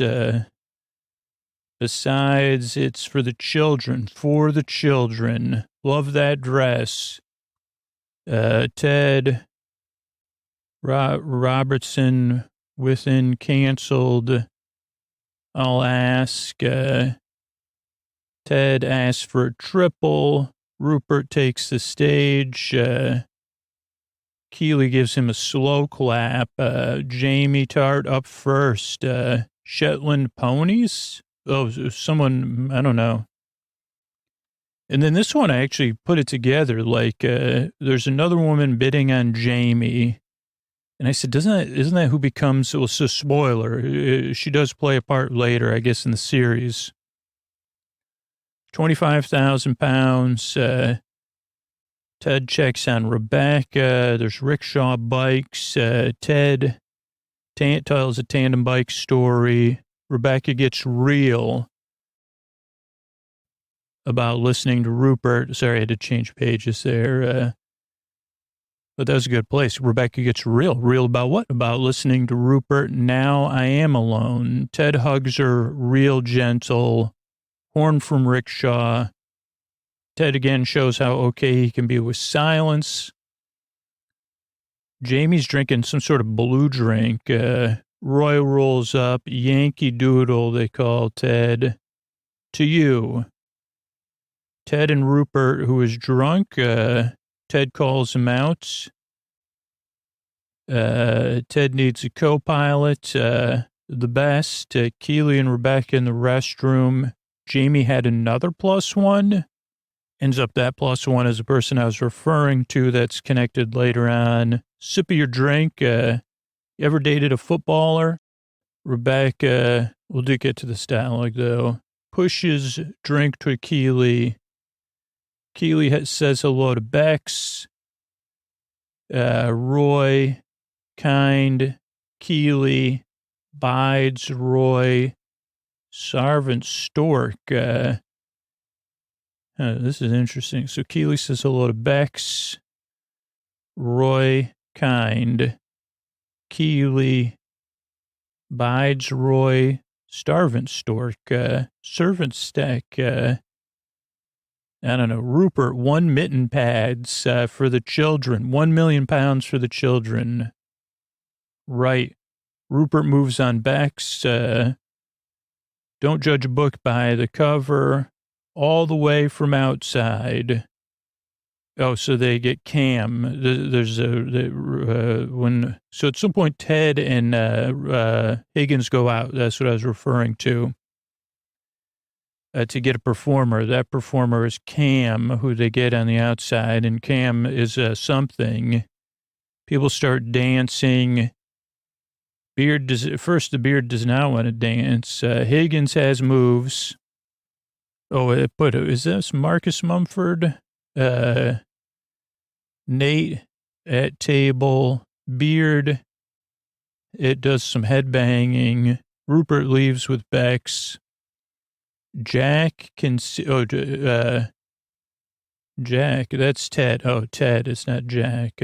Ted can see who he is, too. He says, Rebecca, you're not the only one that knows what Rupert's really like. Beard is in bad shape after the party. Maybe got dumped. I don't know. And Keely and Jamie, Roy scolds Keely. She apologizes. Jamie is rude. Being accountable matters, Jamie. See you and whatever. Keely nods. 2 champagnes. Go get drunk. Ted listens to voicemail. Michelle and Henry are coming to the game before the dame. The game before the dance. The game before the something. And that's the end of the episode. Okay, Apple TV Plus here.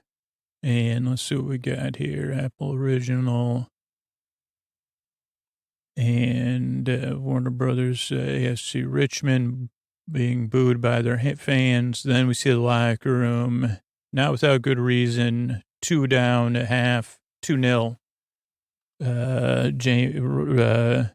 Sam tries to apologize to Jamie for a bad pass, and Jamie turns it on him.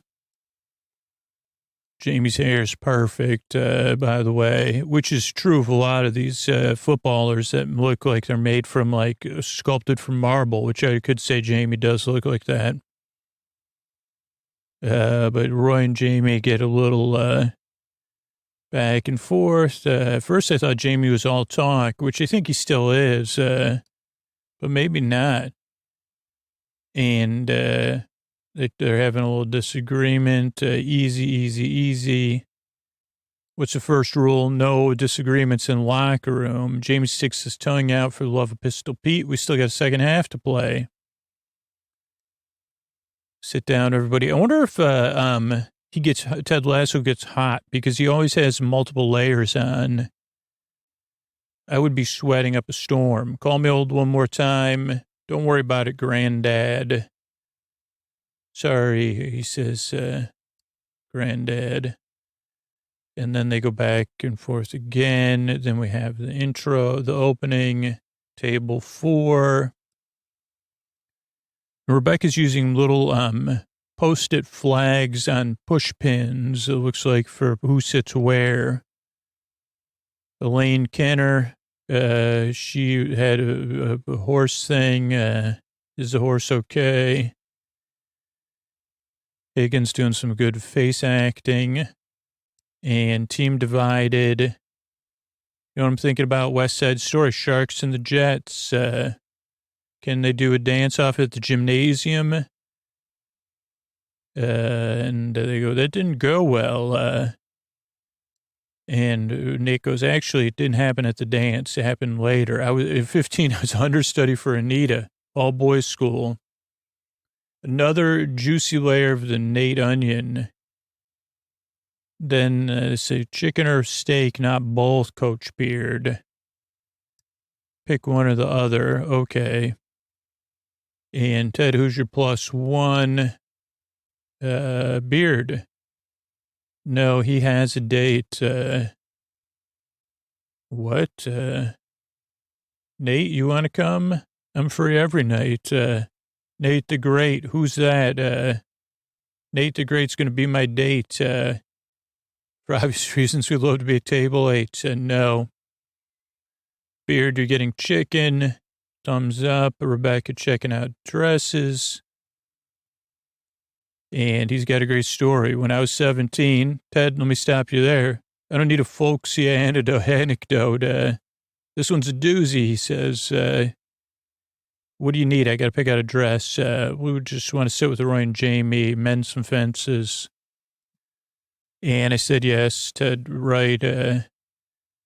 Rebecca finds a black and gold dress. It's beautiful. I don't know. And Ted says, yeah, fashion's about confidence. That's why I wore pajamas to my prom. But you don't want to hear that story. So you're probably stressed about the shindig. No, I'm fine. Rupert and I used to do it together. I did all the work anyway. I'm totally mellow. Oh, totally mellow. Robbie Robertson canceled. Robbie Williams canceled. I just paused it so I could look up Robbie Williams because it's Robbie Williams was also Robbie Peter Conway. He was from Take That. 1990 to 1995, commercial success. Did a solo career in 96. 7 number 1 UK singles. 12 of his albums have reached number 1. 6 of his albums are in the top 100 in the UK. And Best British Male Artist 4 times. Won a bunch of MTV European Music Awards. And 75 million records worldwide. I mean, that's even in Australia. Oh, worldwide. And then rejoined Take That in 2010. And let's see what else we need to know. Take That. So 1990 to 1995, 16-year-old Williams joined Take That. They were looking for things like new members. And Williams performed leading vocals on their first top 3 hit, Could It Be Magic, I Found Heaven, and Everything Changes. By 94, he was having some ups and downs, and he wanted to kind of explore hip-hop and other stuff.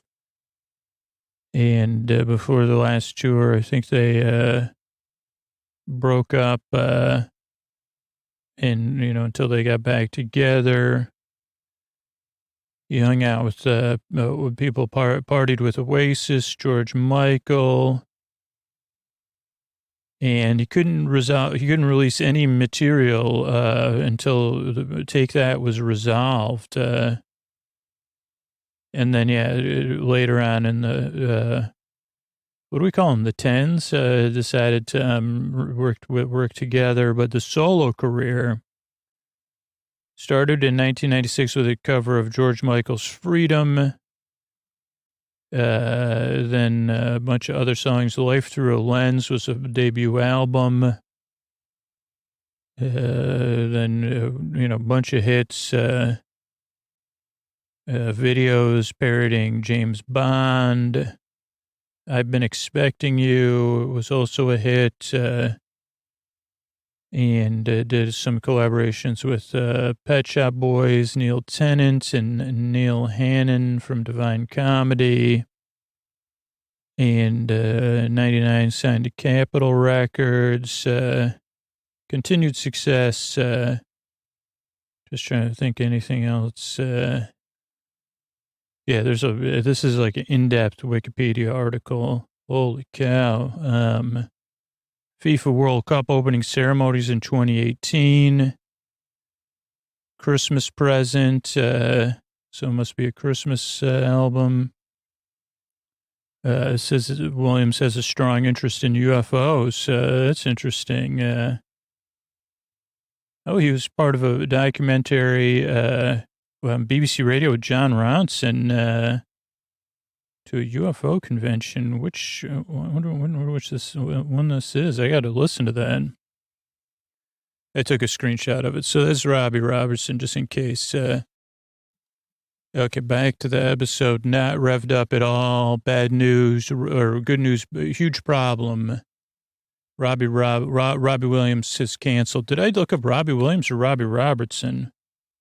No, I did look up Robbie Williams. Let me think. That's fine. Rebecca says, Higgins, you'll find somebody better, so I'm not going to worry. That's right. World-class problem solver. Then he almost drops his phone, but he catches it. Backs out the door. You got this. Rebecca's grateful. Thank you, Ted. And Jamie's getting dressed. He's shaking his head. I don't know about this look. No hoods, no zips, no graffiti. His garden, there's a squirrel outside. Could be a banker, except, I'm so smooth. Rebecca said, you got to start getting into fashion if you want endorsements. Jamie takes his shirt off, then puts his coat on. She says, what are you doing? But then he says, this is my look, babe. And so he has a sport or suit on with no shirt. It is his thing. I'm like a progeny. And, then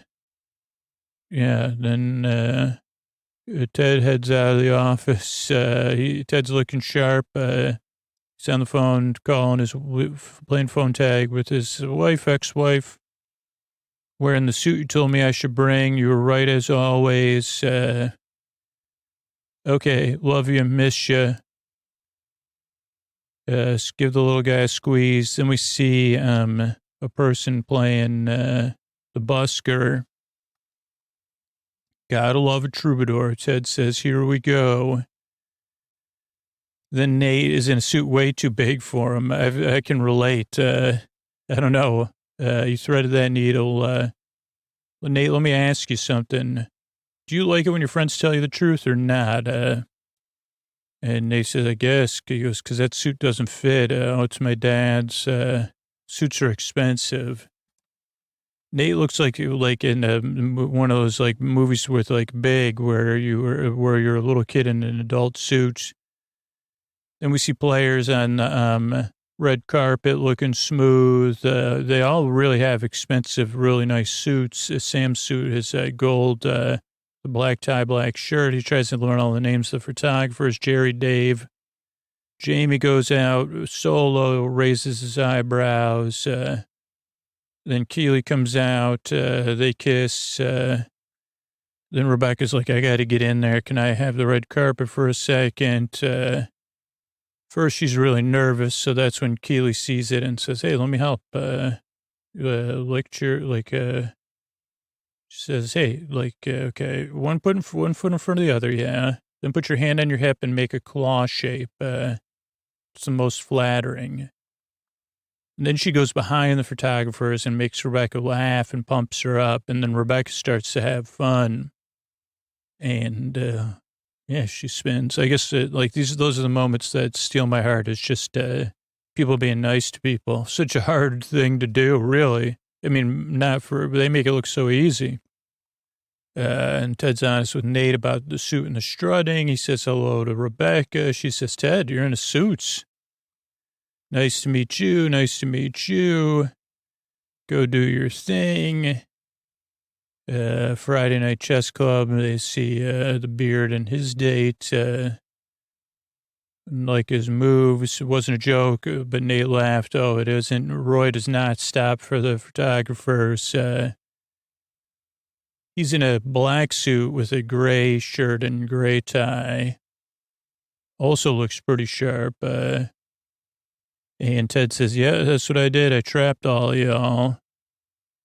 So have a seat, knuckleheads. You split our locker room in half. I like locker rooms in one piece, like my mother's bathing suits. And they're still going back and forth. Lennon and McCartney, Shaq and Kobe, those are the two. Woody and Buzz, they got in under each other's plastic. Wait, what does Nate say? There's so many layers to his jokes. Got under each other's plastic. Nate says, wasn't Woody made out of cloth? dynamic duos had mutual respect, so let's find the common ground. Keely says, I think Nate looks nice in that suit, very chic. And Nate says, yeah, he kind of messes up a birthday suit joke. And he goes, that's funny when Ted said it, the birthday suit. Keely laughs. Jamie says, okay, how about we just agree that I'll go get some drinks for everybody. Maybe it'll help, maybe it'll hurt. The other people at the table, oh boy, maybe rewind it and see who else is at the table. Looks like a younger French guy who's also been not being nice to Nate. There's I don't know who else is at the table. There's another, two people at the table and then two empty seats. I guess one next to Roy. Maybe there's 3 empty seats. I don't know. Might even be 4 empty seats. I don't know. Who knows? And we have Rebecca Higgins says, great news. We've eliminated a lot of guests. I've talked to a number of guests, extensive list of people who can't make it. So process of elimination, we're on our way. And then that's when Ted says, hey, just, make fun of yourself at first. A little trick of the trade. People love it. And she goes, well, what should I make fun of myself? She says, what should I make fun of myself for? And Ted goes, oh, boy. And he goes, you know what? Nope, never mind. Well, I would say nope. She goes, you're not going to walk into that one, huh, Ted? He grabs the drinks for his table. Good luck. And he goes, I thought of something. Never mind. Queen to rook 4. You playing a game without a board. Carry on. Knight to king 5. She laughs. Rebecca takes the stage, waves. So the rest of the episode is mostly contained 10th annual benefit for underprivileged children. Thanks for the kind donations. I'd hug you, but I'm not much of a hugger. Some really cool, the room they're in really looks cool, and the lighting and stuff, and it really pays off later too. But yeah, you can bid on the Richmond players for dates. That's great news. No hanky-panky unless the player signs a waiver. That's what Rupert says when he walks in. Rupert, oh, you're surprised? Yeah, you said you weren't coming. And he goes, well, that's what it means to be a ne'er-do-well. Or wealthy good for nothing. And he thinks he's hilarious. He takes somebody's champagne. 800,000 pounds. Let's see how much that is in U.S. dollars. Looks like it's around $1 million right now. So that's a lot of money. And hopefully even more. Rebecca says, and Ruber says, well, I'm crashing your party, but I hope you'll have me here. And, she goes, get him a seat at the boring table. Only joking. Rupert Mannon, table 4. And then Nate kind of almost gets a little flirty. He says, thanks for a drink. I think a martini. Then he's like, oh, boy, that martini's too strong. And then they saw Nate. And he says, please don't do anything. I got a new suit. And they say, oh, Roy said we can't do anything anyway. So they can't bother him. It's some sort of tomato bisque that Jamie spills on himself. And it has a very fake ice cube. And someone says, I'm bidding on a date for you. I just saw Sam at his table in the background. He was really laughing. Now he's eating and listening, Sam, over Roy's shoulder. And Keely and Roy are giving Jamie a hard time. And Sam just reached over and got something. I'm not sure if it was a drink or salt. Jamie storms off. Sam does not seem to have +1. We see Bex in the background now as Roy comes back, or Rebecca. And then says, geez, Roy, what were you like when you were 23? And Roy says, prima donna. Youth is wasted on the young. You know how they say that? Well, don't let the wisdom of age be wasted on you. Then Rebecca says, Ted, can I talk to you for a second? Ted goes, I came up with that second one. And Roy's thinking, and then he comes, that's when Nate comes to give him a hug. Why are you so close to me? Well, I was going to hug you, and I changed my mind, right? But he still hugs Roy. Okay, we're done. Rupert's cracking the table up. Mr. Mannon, nice to meet you. Oh, nice to meet the man who's managing my club. Used to be your club.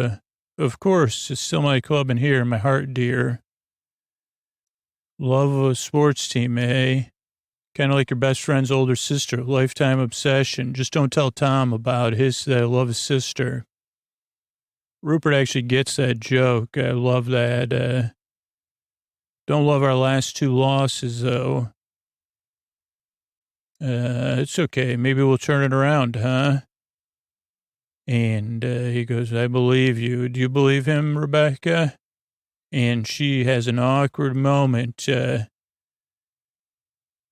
believe in Ted. And she goes, I believe in Ted. He's exactly what we needed. And then she takes a big sip of champagne. Then Rupert and her go back and forth, mostly Rupert being not kind.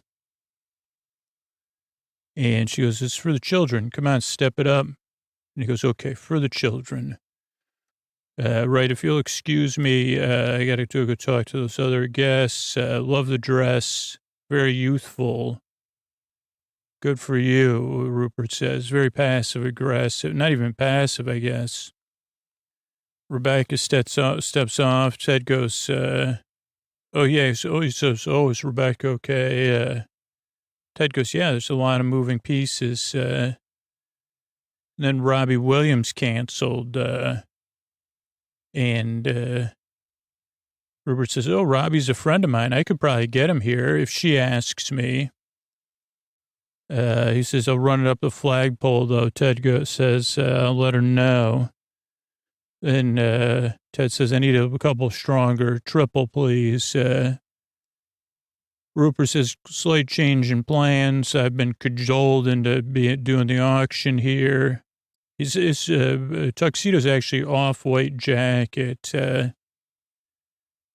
Jamie gets ready for his thing, and he goes, Keely, you have to win me. And she goes, I can't bid on my own boyfriend.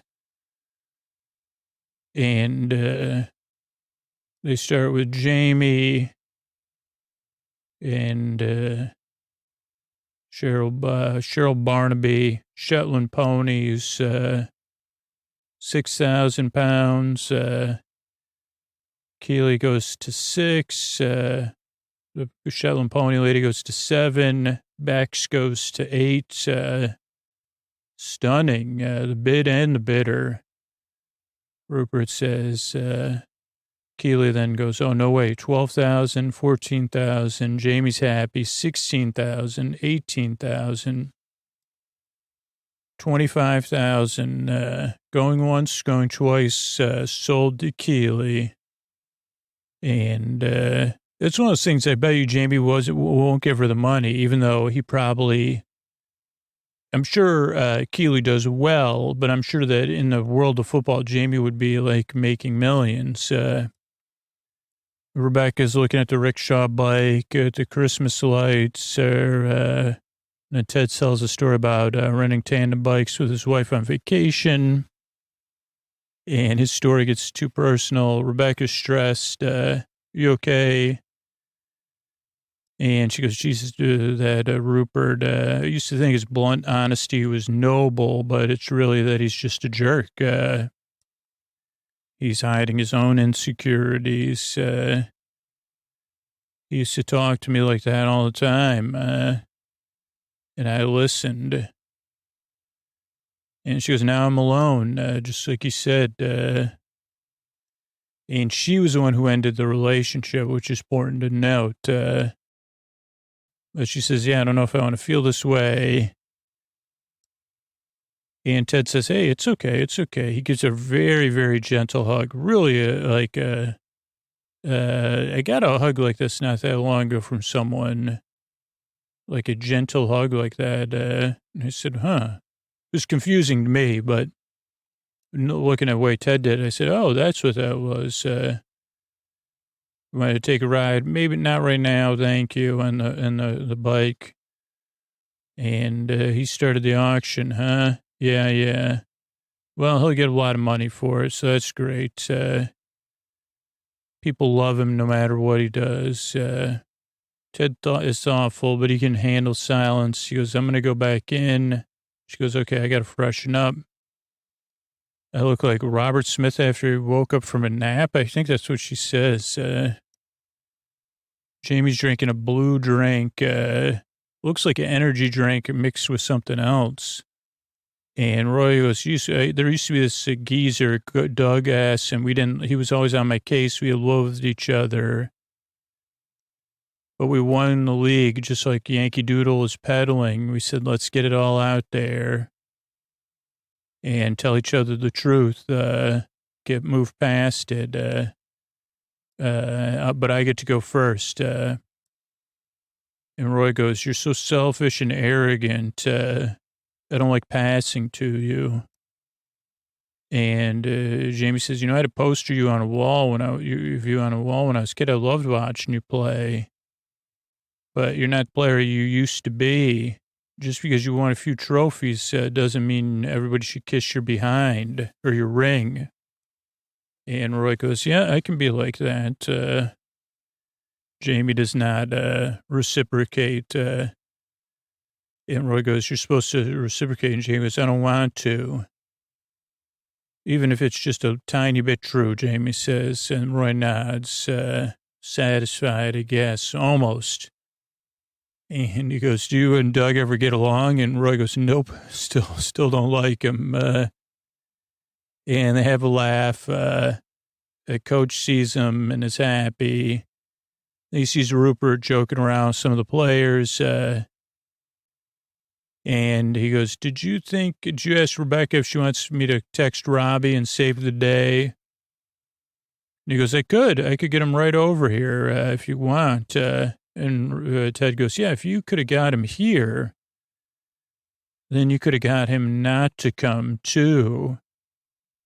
And Rupert kind of laughs it off. He goes, that would make me a real jerk, huh? And Ted goes, yeah. Ted doesn't even say anything. He just looks him down, man.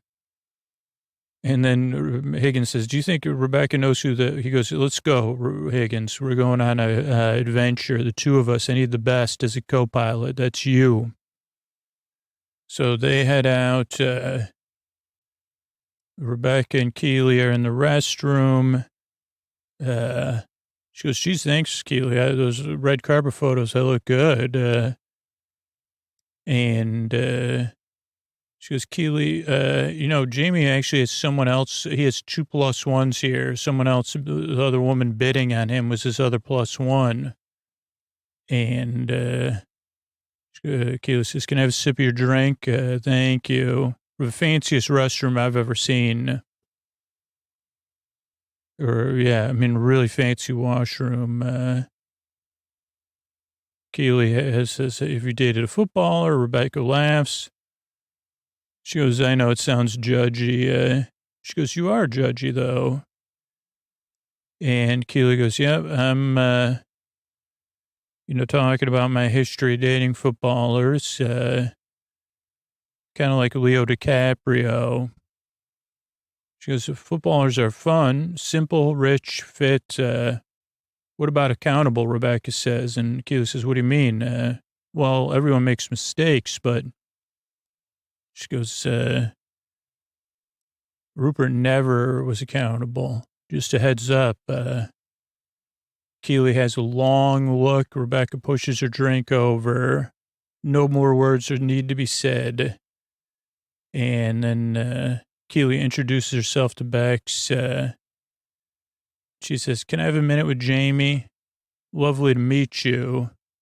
So, your new girlfriend? Relax, babe. It's branding. 2 women bidding on me makes me look good. I'm smart." And next up is Roy Kent. Bidding on Roy Kent. Up next, Granddad, Jamie says. And they say, highest bidder gets to go to the pool and have some daiquiris with Roy. Roy goes, no daiquiris, no sun rays, no pool. We're not leaving SW14. Let's look up what that is. So SW14, that's a postal code in England. Within London, 631 postal codes within there. Let's see. There's actually stuff even on Ted Lasso Wiki. Let's see. It's not remarked upon. That's locally focused Roy. SW14 is not even the entirety of Richmond upon Thames, just one of the parts of the region. Southwestern, London Southwest is 20 postcode districts within the London post town line, both sides of the River Thames. I think that's about it. Boundaries, Westminster, Kensington, Chelsea, parts of them, Hammersmith, Fulham, Wandsworth, Lambeth, Merton, Croydon, and the London boroughs of Richmond upon Thames and Kingston upon Thames. Okay, so back, Jamie's like, oh, you were so jealous to Keely. You think jealous is cool? I don't get jealous. Jamie says, then Keely bids £1,000 on Roy. 2,000, the pony person, go 3,000. Jamie's like, you're embarrassing yourself. 5,000, 6,000 pounds, Shetland pony. And sold to Cheryl, but Roy is, Keely flips off. Jamie storms out. Roy has a look on his face. That concludes the auction, but I'm giving $1 million, or £1 million, which is probably like about 1.4 million. And a bunch of people give Rupert a standing ovation. Thank you, everybody. I think that gets Rebecca over her goal. Thanks, everybody. And he goes, for the children, huh? And she goes, yeah, for the children. She doesn't say anything, I guess. And then Rupert makes his move on Bex. They go, don't worry, we got Cam Cole, mega talent. Show him what you got, Cam. And don't judge a book by a cover. Cam Cole actually is a real person in London. Let's see what we got here. This is on looper.com. A lot of pop-ups, so. The guitar whiz, Cam Cole, is a busking one-man band who indeed calls London home. He's a real-life busker renowned for his rollicking one-man shows, and his name is actually Cam Cole. So it's not Marcus Mumford undercover. And grew, that was so cool. So Cam starts rocking out, and everybody is enjoying it. People get up and dance. Jamie does not want to get up and dance. Beard can't let he checkmates Jane, and she storms off. She wanted to dance and not finish the game. But everybody's dancing. We see Beard and Higgins. Ted and Rebecca are not dancing because they share their moment about Jamie's not dancing. He's kind of preening around. He does do Nate doesn't dance either. Nate sits uncomfortably, beard head bangs, and everyone's enjoying it. Rebecca and Ted are kind of like, okay, people are enjoying it. That's good. Everybody's pretty sweaty already. Then we see everybody leaving. Rebecca's thanking everybody. Thanks for the donation, Rupert. See you again next year. Can't wait, really. Ted comes out. You see Bex is waiting for Rupert. What a charmer, indeed. And Ted says, you might think you're the only one who can see who he really is, but you're not. And Rebecca's surprised. She smiles, impressed. The beard comes out. You all right, buddy? Does a big sigh. Okay, I got to go deal with that. Slow down, coach. Hold on. Then we have Keely. Jamie tries to make it up with Keely. Can you stop being mad at me now? And she goes, you have to be accountable for something. And first Roy goes, don't use me in a prop in your arguments with Jamie. Makes me feel used. And Keely says, I'm sorry, I shouldn't have done that. And Roy says, thanks. Then Jamie says, F off. But Roy and Keely share a long look. And he goes, why are you being saying sorry? Being accountable matters. And she says, we're done. I'll see you around. Jamie can't believe it. I mean, he's got a chain on now. I don't think he had one on before. Maybe he did. Keely nods, then gets her champagne, grabs 2 bottles, rolls out, finds Rebecca, and says, they don't say it, but you see, get a nice payoff of them in the rickshaw getting drunk. Ted's on the phone. I think he gets a voicemail saying, hey, we're coming to the game. Oh, no, he's listening. And then he tells Beard, Michelle and Henry are coming out next weekend. That's great, coach. Tell me what happened with you and Jane. And he goes, they did it again. Put the game before the dame, huh? When you going to learn, coach? And the episode comes to a close. Good night. All right, so thank you. Thanks, everybody, for reviewing the podcast on Apple Podcasts recently. Let's see what we got here. Sleep Finally from Patricia. Best sleep aid I've ever found. When I start to listen, my eyes get heavy. But she goes, geez, she kind of says, hey, this show only exists because of listener support. Then best podcast ever from Ben. Ben's make you gassy, not beans. I have a lot of sleep podcasts, and this one is now. One day I tried Sleep With Me, and now I listen a lot. This is my backup sleep podcast. Then someone said it's rubbish. Then someone else gave it 5. It seems like there's like a disagreements going on in the some people say, yeah. So, yeah, I don't know if I can read these anymore, really. Yeah, because people go back and forth. But, yeah, I guess it's like also a lot of these reviews, it doesn't understand that it takes like a large number of work to put out the show on a regular basis. So, yeah, I appreciate everybody who supports the show. Sleep With Me really does exist. You like that because of people that support the show directly. I couldn't do it. I tried to work a full-time job and then work full-time on the podcast, and it didn't work out. It just wasn't sustainable. So those people that support the show directly are supporting my work that goes to the show. I really appreciate it. Or you support the sponsors and everybody else that helps out on the show. So thank you so much for that. And thanks for everybody who helps the show grow and spreads the word about the podcast. Appreciate that. Couldn't do without you.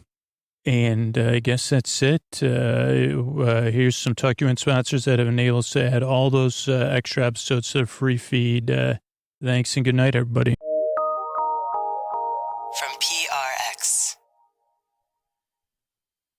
Friends beyond the binary, ladies and gentlemen, boys and girls. It's time for the podcaster that's here to keep you company, that's here to take your mind off of stuff, that wishes he had something witty and silly to say. That could, I wish I had something to say that would instantly put you to sleep and relieve all that tension. But I can only do it my way, which is slow, meandering, and a little bit goofy. The reason I do the show? For you, because I know how it feels in the deep, dark night. And if I can help, if I can keep you company, it'd be my honor.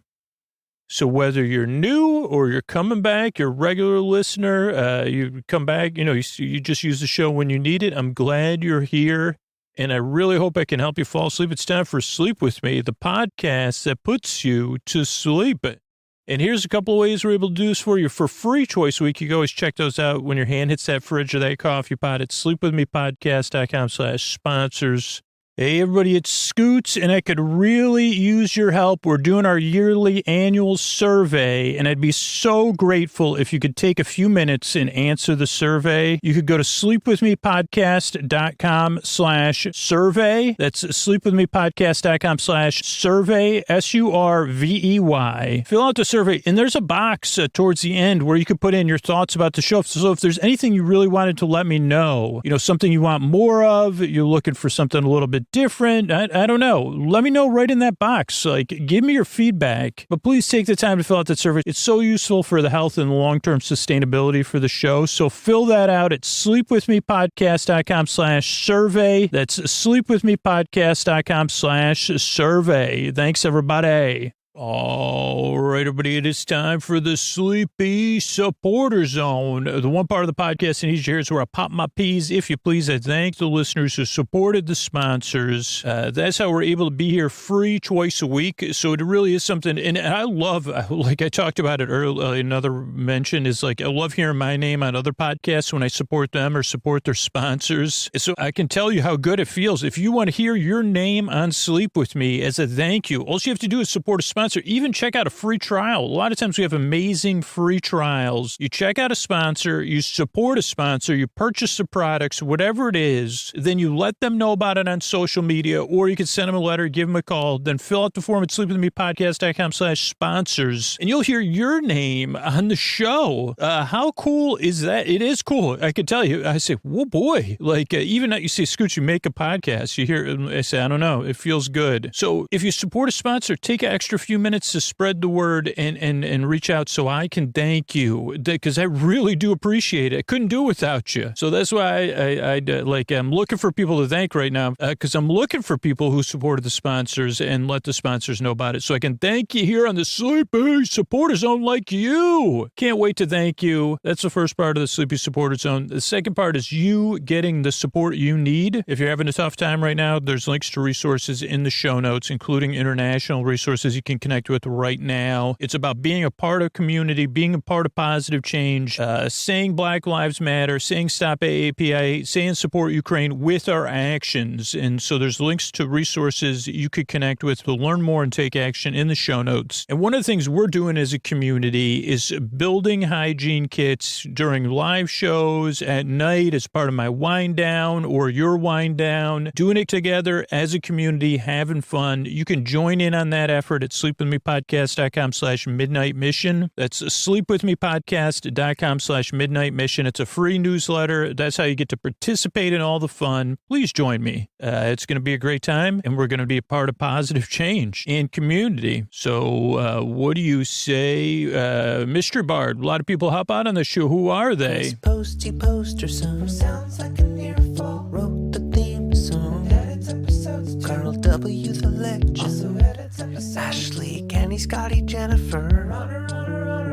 Eric and the team at us down or on the website. I am the mystery bard. I do the lullabies, yeah. I do commissions at jonathanmann.net. I'll write a song for you. Any reason at all. You can tell me the story and I'll make it personal. You see the kindness shine straight on through when the listeners form their own Facebook group.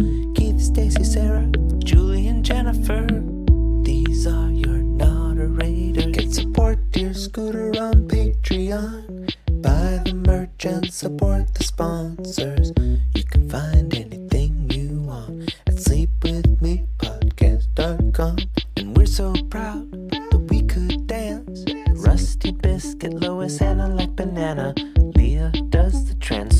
Thanks, Mystery Bard. What do you say we slow it down and get on with the show? Please take a few minutes and sign up for our free newsletter to support the Midnight Mission. Sleepwithmepodcast.com/Midnight Mission. Thanks, everybody.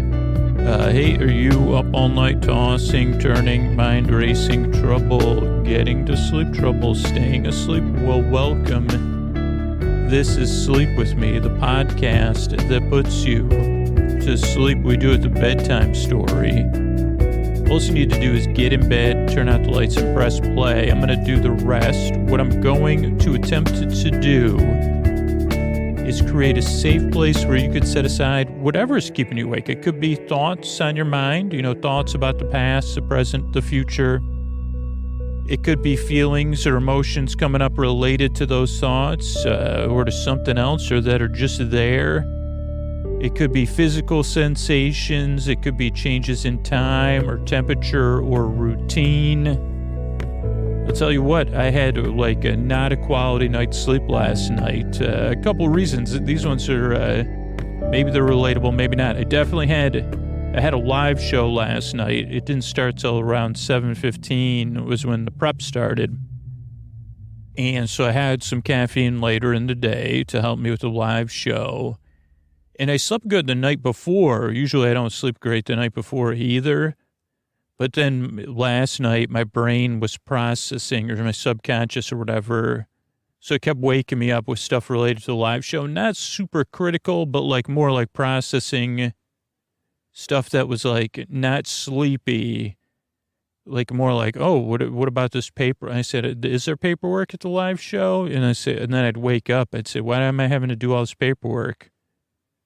Or did you remember all the microphones or whatever it is?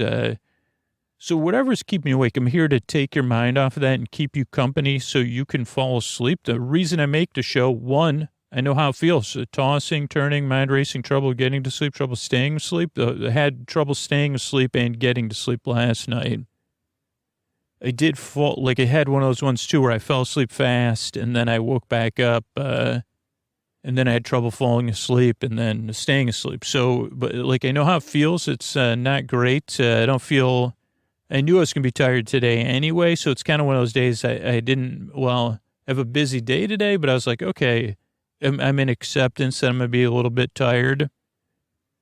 But that's rarely the case, right? I knew I wasn't going to get a good night's sleep. So I kind of anticipated it, or I was like, okay, I'll deal with it.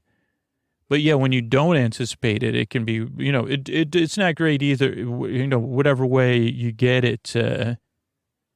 So one of the reasons I can relate is because I know how it feels to be tired, because I'm tired right now.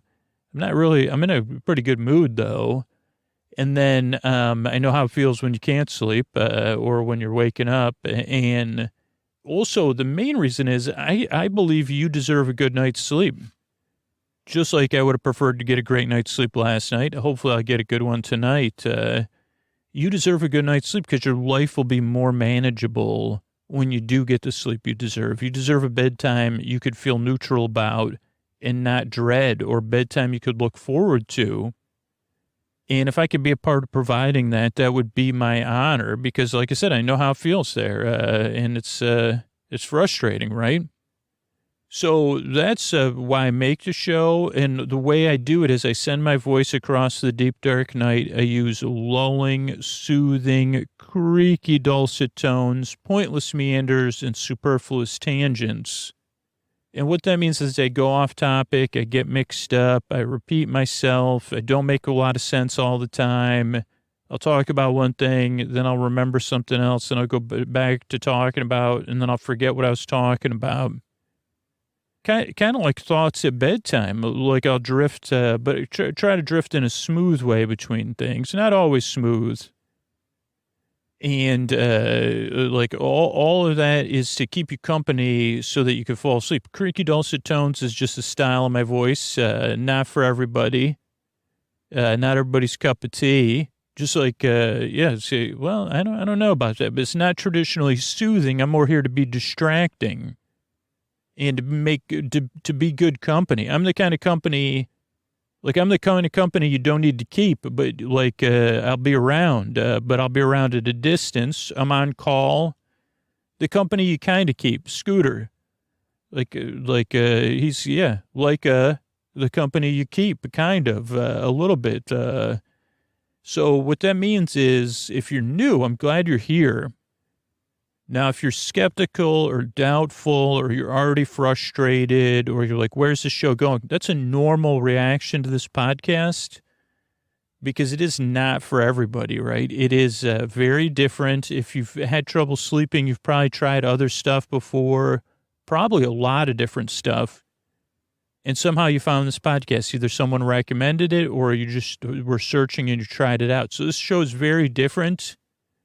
And the only advice I can give you is what I've heard probably at least 1,000,000 times is give it a few tries and see how it goes.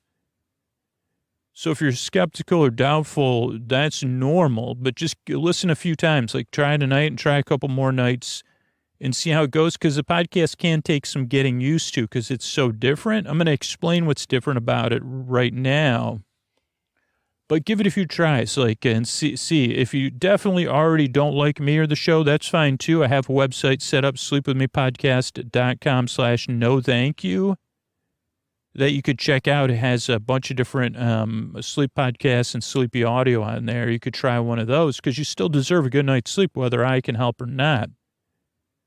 So okay. So what's different about the show? One, it's a podcast you don't really listen to. You kind of just barely listen. Kind of like I said, I'm keeping you company in the deep dark night, but you don't need to entertain me or even listen to me or even humor me. You don't even have to pretend. You could pretend you're listening. A lot of listeners do that. They say, okay. Oh, yeah, totally, Scoots. I could see why you'd feel that way, or whatever. You could do that. You could participate a little bit if you want, but you don't need to. And I'll be here the whole time. So if you wake up or you can't sleep, or you've got something you're dealing with, you just can't sleep at all, I'm here to keep you company, whether you're awake or asleep. And the show doesn't really put you to sleep so much as it keeps you company while you drift off. I'm here in the deep dark night to be your friend, your boar friend, your boar bae, your boar sib, your boar cuz, your boar bestie, your neighbor, your boar burr, your boar bruh, your friend in the deep dark night. I'm here to keep you company. Like I said, if you can't sleep, I'm here to keep you company. And if you're not listening, I'm here to keep you company. So it's a podcast, it's a sleep podcast that doesn't put you to sleep and that you don't really listen to. Those are things that are hard to get used to. Another thing that throws people off is the structure of the show. And the podcast is designed in a very specific way, but as you become a regular listener, you could kind of adjust how you listen. So there's, it starts off with a greeting, friends beyond the binary, ladies and gentlemen, boys and girls, and then I say something silly. And all of that is so that you feel seen and welcomed in, and you get the nature of the show. It's a little bit different, a little bit silly, but not hilarious, or it's partially amusing. So that's the greeting. Then there's support, because I want the podcast to come out twice a week for free, versus being subscription only or like exclusive or something. That's the goal. So paying for it is optional. So the people that support the sponsors or support the show directly, those are the ones that enable us to be here for free. But if you're not in a position to do so, or you don't want to, that's cool, because it's free. So that's the support for the show. Then there's support for listeners, and then there's support for communities around the show. So that's that part of the show. Then there's an intro. And for some reason, people that don't like the support part kind of project that onto the intro. The intro is separate from the support. It's a show within a show.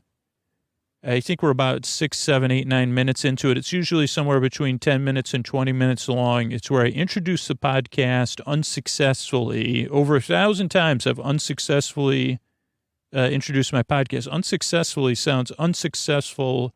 I've been unsuccessful at... Is unsuccessfully a word? If it is, my picture's next to it in the dictionary, in my imagination. But the intro is where I introduce the podcast to new listeners, but regular listeners are almost nodding. Maybe they're nodding off because here's a piece of fan fiction I could write one day. Nodding on Notting Hill. Just idea just popped in my head. That was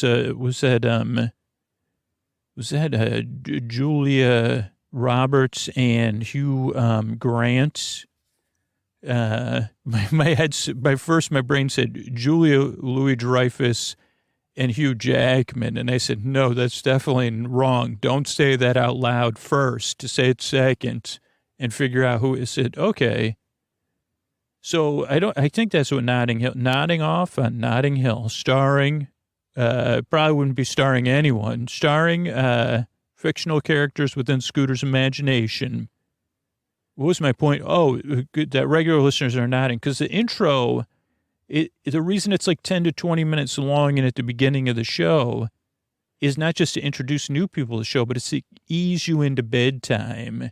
And for a regular listener, it becomes part of their bedtime routine, whether they're getting ready for bed, they're doing something else relaxing, whether it's stretching or drawing or knitting or just chilling out, sitting around.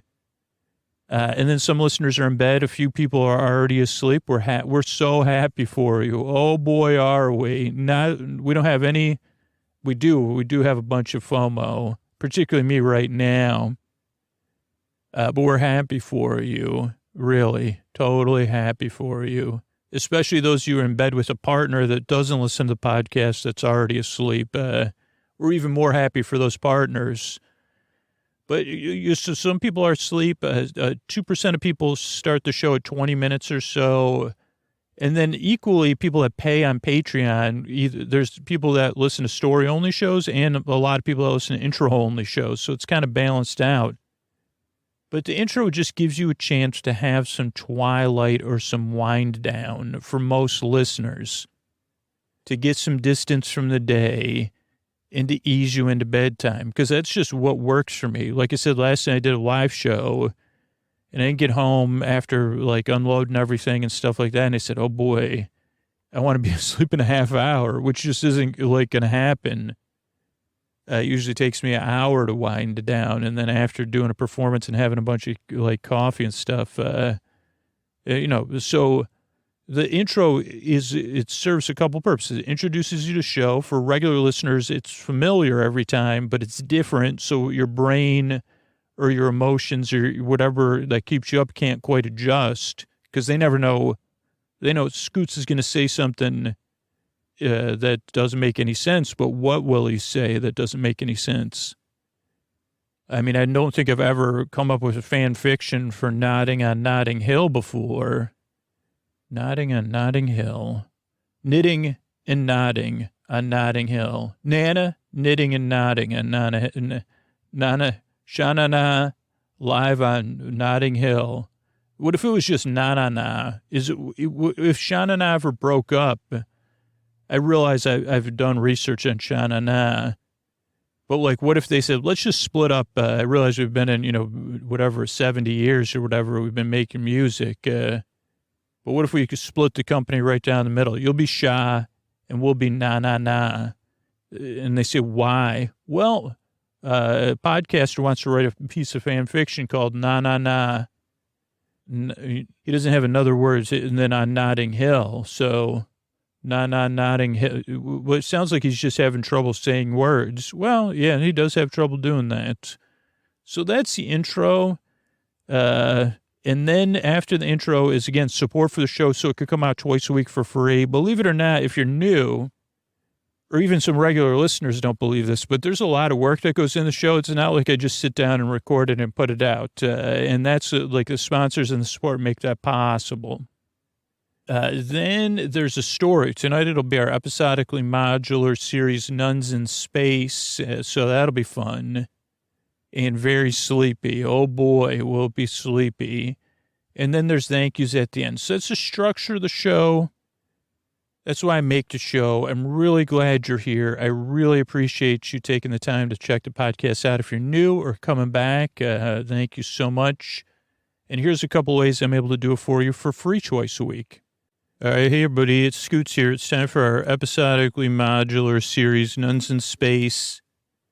It's technically season 3, but this is very episodic and modular, so you really don't have to have listened to any episodes before this one. You could, but the good thing is you could look at all that stuff as, backstory or whatever. Even this is episode 3, I believe. And we'll get you caught up on everything you need to know and go through that. So it'll be really nice. And, so it's time for another episodically modular episode of our series Nuns in Space. Basically, it tells each episode is a bit procedural. It tells the story of Scooter and Stan, two best friends, space adventurers, who at the beginning of each episode find themselves not together. And each faces a different dilemma at the start of each episode. Oh boy, this is the stuff they don't do on TV, because we'd say, please don't do this every episode. But for a sleep podcast, we can. And the dilemma for Scooter is he's on a spaceship with the nuns from his childhood. And don't ask the mechanics of it. This, that's got, hyperspace and, subspace stuff. But he's on a spaceship with the nuns from his childhood. He's their only crew member. And they're as wonderfully kind as he remembers them, which is not even, I don't even say that with irony. Whatever's harsher than irony, I say it. But he has to work with them. They're traveling through space, destination to Scooter unknown, because he's just a crew. And he has to help them as a crew member. He also knows, he's the only one that knows that they're in some sort of repetitive cycle each episode. And that he also has to get to Stan, and Stan's somewhere facing Stan's own dilemma. So Scooter's first dilemma is helping the nuns as a crew member, because he's on the ship with them. Then figuring out that solution usually helps him get to Stan. Stan is a sentient freestyle soda machine, just in case that's somewhat important. If you need to picture him, picture freestyle soda machine with sentience, nanobot. He also has nanobots that can, do arms and legs.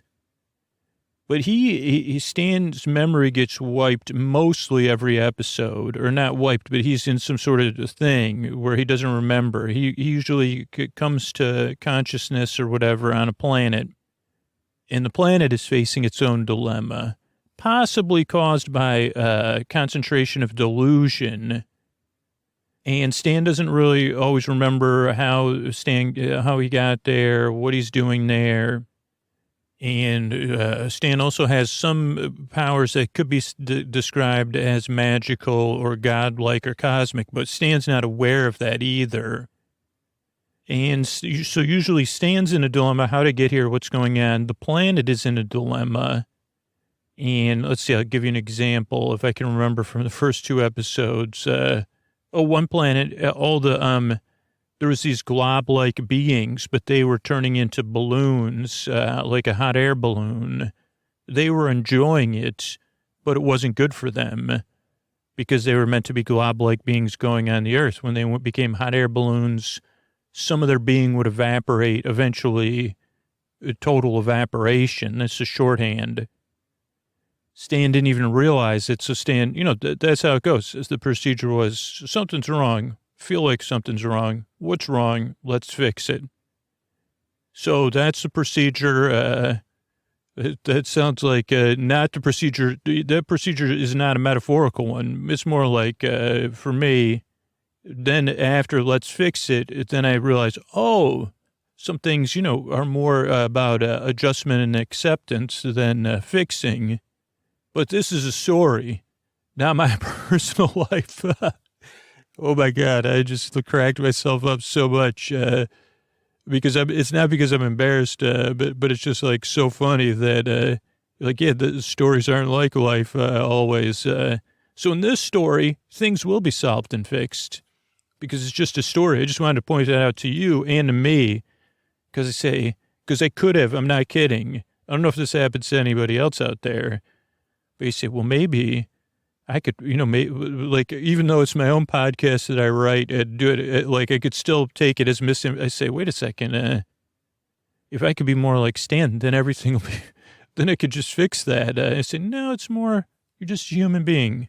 You don't live in a bedtime story, episodically modular series, loosely based on your experiences as a child with nuns and your desire to have a sentient soda machine as a best friend. That's fiction. Okay. But you know what's not fiction? Well, winkety winkety wink is our celebrity set up a person. I don't know if indomitable is the right word, but I feel like saying it. The indomitable, the unprecedentedly glamorously handsome, endless kindness, Mr. Antonio Banderas. As the friends beyond the binaries, so ladies and gentlemen, so boys and girls, it's time to get spacey with Nuns in Space. So good to be here, Scooter, with you.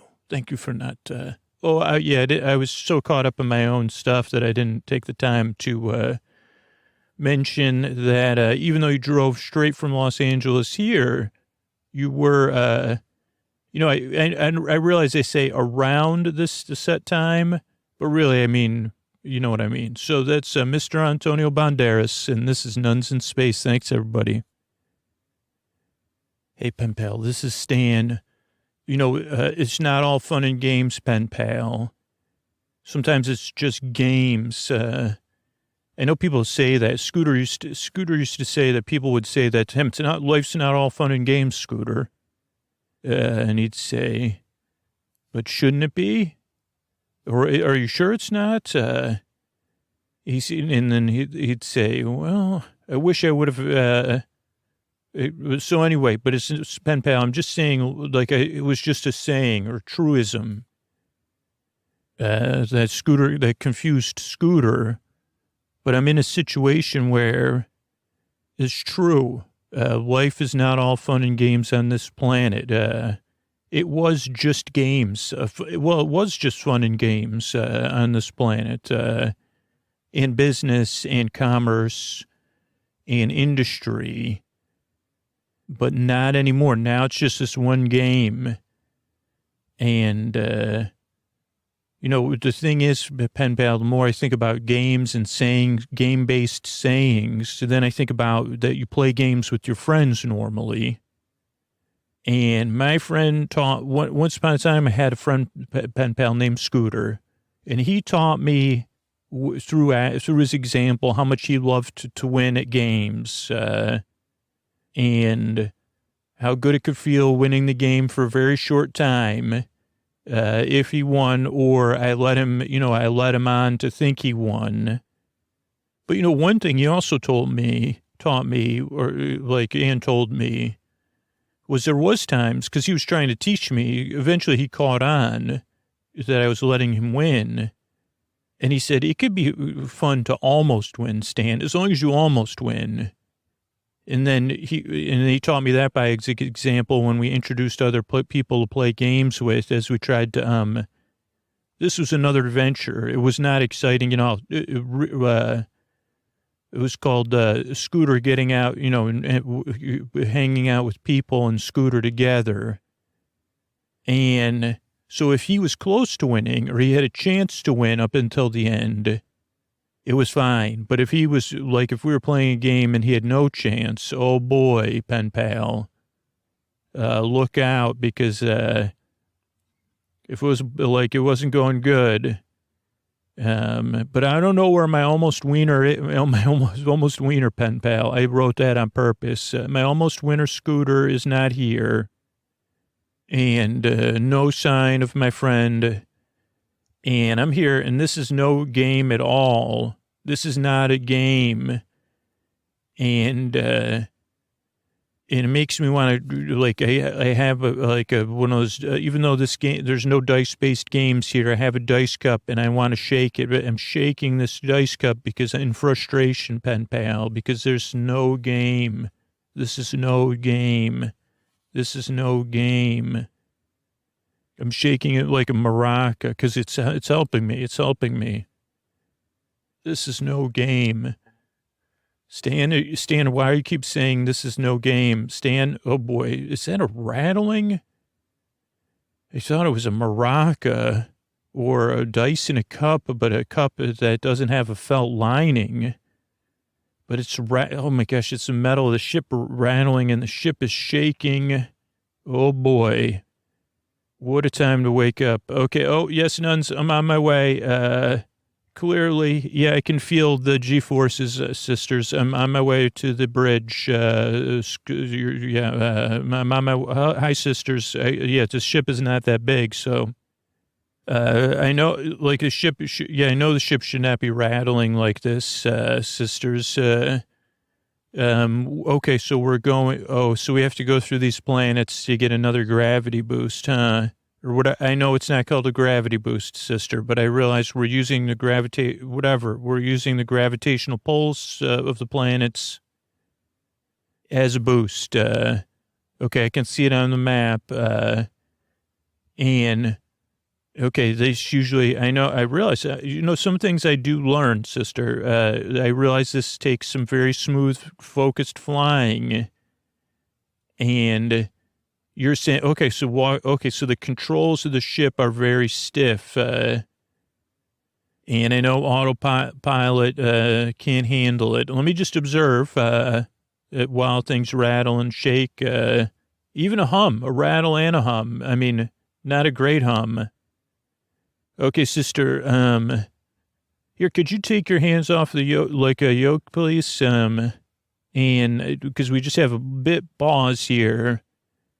And let me just activate the autopilot for a quick, this is just a diagnostic. See, because, I just did a quick diagnostic, and according to the, this is an analog digital system Stan and I designed with vacuum tubes. I don't know if you're aware of any of that, sister. Okay, this is your ship. Of course, sisters. Yes, I know. Might be. But here, can you go back to the controls we're getting ready to go through? And yes, sister, I see you co-piloting. It looks like you know what, I'm feeling it too. It's like a stiffness. I didn't even realize it myself, but I'm feeling physically stiff. And I think that's what's happening with the controls. Can we do some motion? Yeah, I can't do. It's like I feel gummed up. How about you, sisters? Can you feel that? Okay, let's try some breathing. Yeah, and let's try to do. Yeah, it's like it's not just gummed up, but it's like I can't move. That's what's causing the shaking of the ship. Is your piloting, but your piloting is being affected by your and mine, all of our. It's like we're greased up with old grease or something. Let me just. I don't normally like to do this, sister, but let me just kind of rub your shoulder. Oh boy, you are stiff. It's like you're partially it feels like you're partially defrosted or something. Yeah, I feel like that too. Okay, well, that's not great. You're not cold, though. Yeah, sorry. Sisters, let me take your forehead temperatures, or it feels somewhat normal. And I mean, but I feel the stiffness, but I don't feel the stiffness. You know what I could do is when my hands used to get cold, I never told anyone this, but if someone asked me for a massage, like a romantic, I didn't really do this, sisters, but I used to plan on it. If someone asked me for a massage romantically, which is no different than the massage, but I would put my hands in my armpits to warm them up. And I always thought about, and my armpit is soft on the inside, like this is someplace. Let me see if it's in my imagination. This is something I never thought I'd ask permission of the nuns, of all of you sisters, but could I put my finger in your armpit, or a couple fingers? I promise not to tickle you. Well, even if you're I know, But yeah, oh boy. Yeah, that you're soft. Your armpits are soft too. So, be thinking about it. Hopefully my memory will be wiped at some point. But all of your armpits are soft, in various degrees of humidity that I'll never forget. I'll never forget that each of you had a different, that I'll just never forget that. Thank you for that. But yeah, all of our armpits are soft. And okay, I realized the ship is, so we got through that gravity, whatever thingamajig. How long do we have? Okay, well, I'm working on it. Okay, well, I realized that, so we're being propelled towards that next solar system. And, okay, within the solar, thank you, sister. Thank you for correcting me. And, okay, so I have a few minutes. I'll get to the bottom of it, sister. Oh boy, I'm on it. I'm on it like, I'm trying to clear armpits out of my head at this point.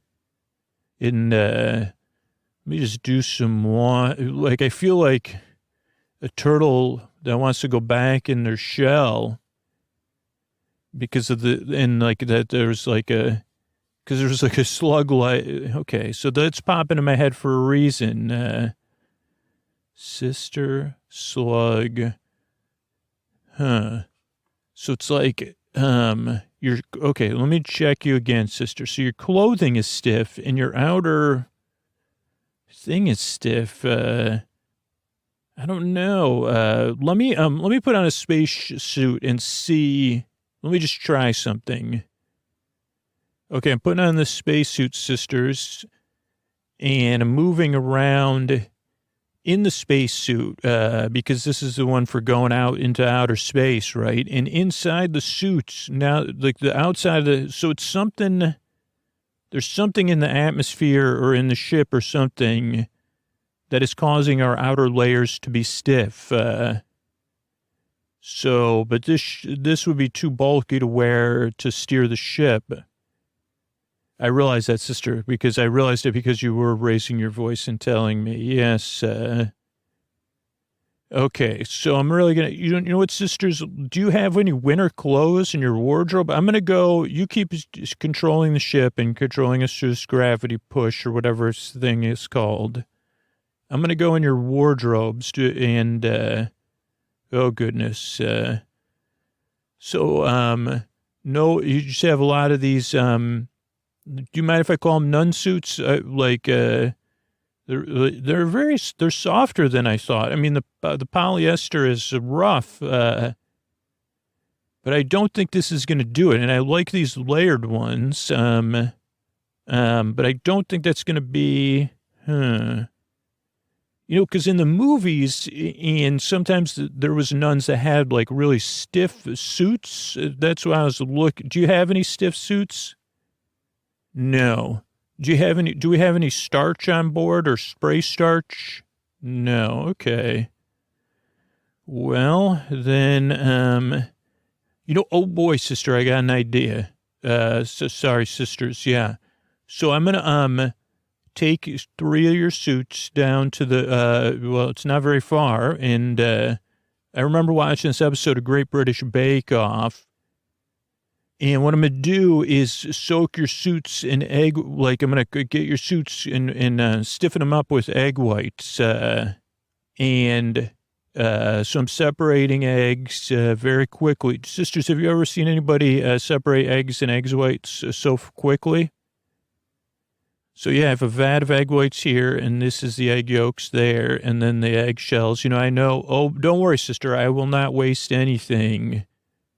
I know we already have something with the egg shells to process that. The egg yolks, I'll make some tarts, some egg yolk tarts, just like I saw in the Great British Bake Off. But for now, they're just going to sit in this vat, kind of like orange eyes. Hey, egg yolks, keep an eye on me. I'm stiffening up some nun suits here.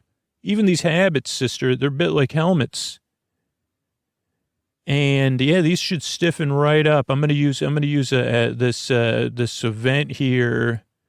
These are stiffening right up. I'm putting them on hangers. Don't worry, sister, because I want to make sure you can slide into them. No, I'm not. Yeah, so go ahead, sister, put it on. I'm good. I'm fast. Okay. See? You think it's going to work. Yeah, make sure to put on the side. I did everything, even the undergarment. Yeah. Oh, just, no, go in another room, please. Please. Yeah, even because you need layers, I think, sisters. Yeah. Okay, you control the ship. Oh, boy. No, I'm going to deal with these egg yolks right now and probably talk to them and try to process some of my feelings after all that. Hey, egg yolks. Wow, you're really, oh, wait, I never stiffened myself up. Wait a second. I just kind of want to,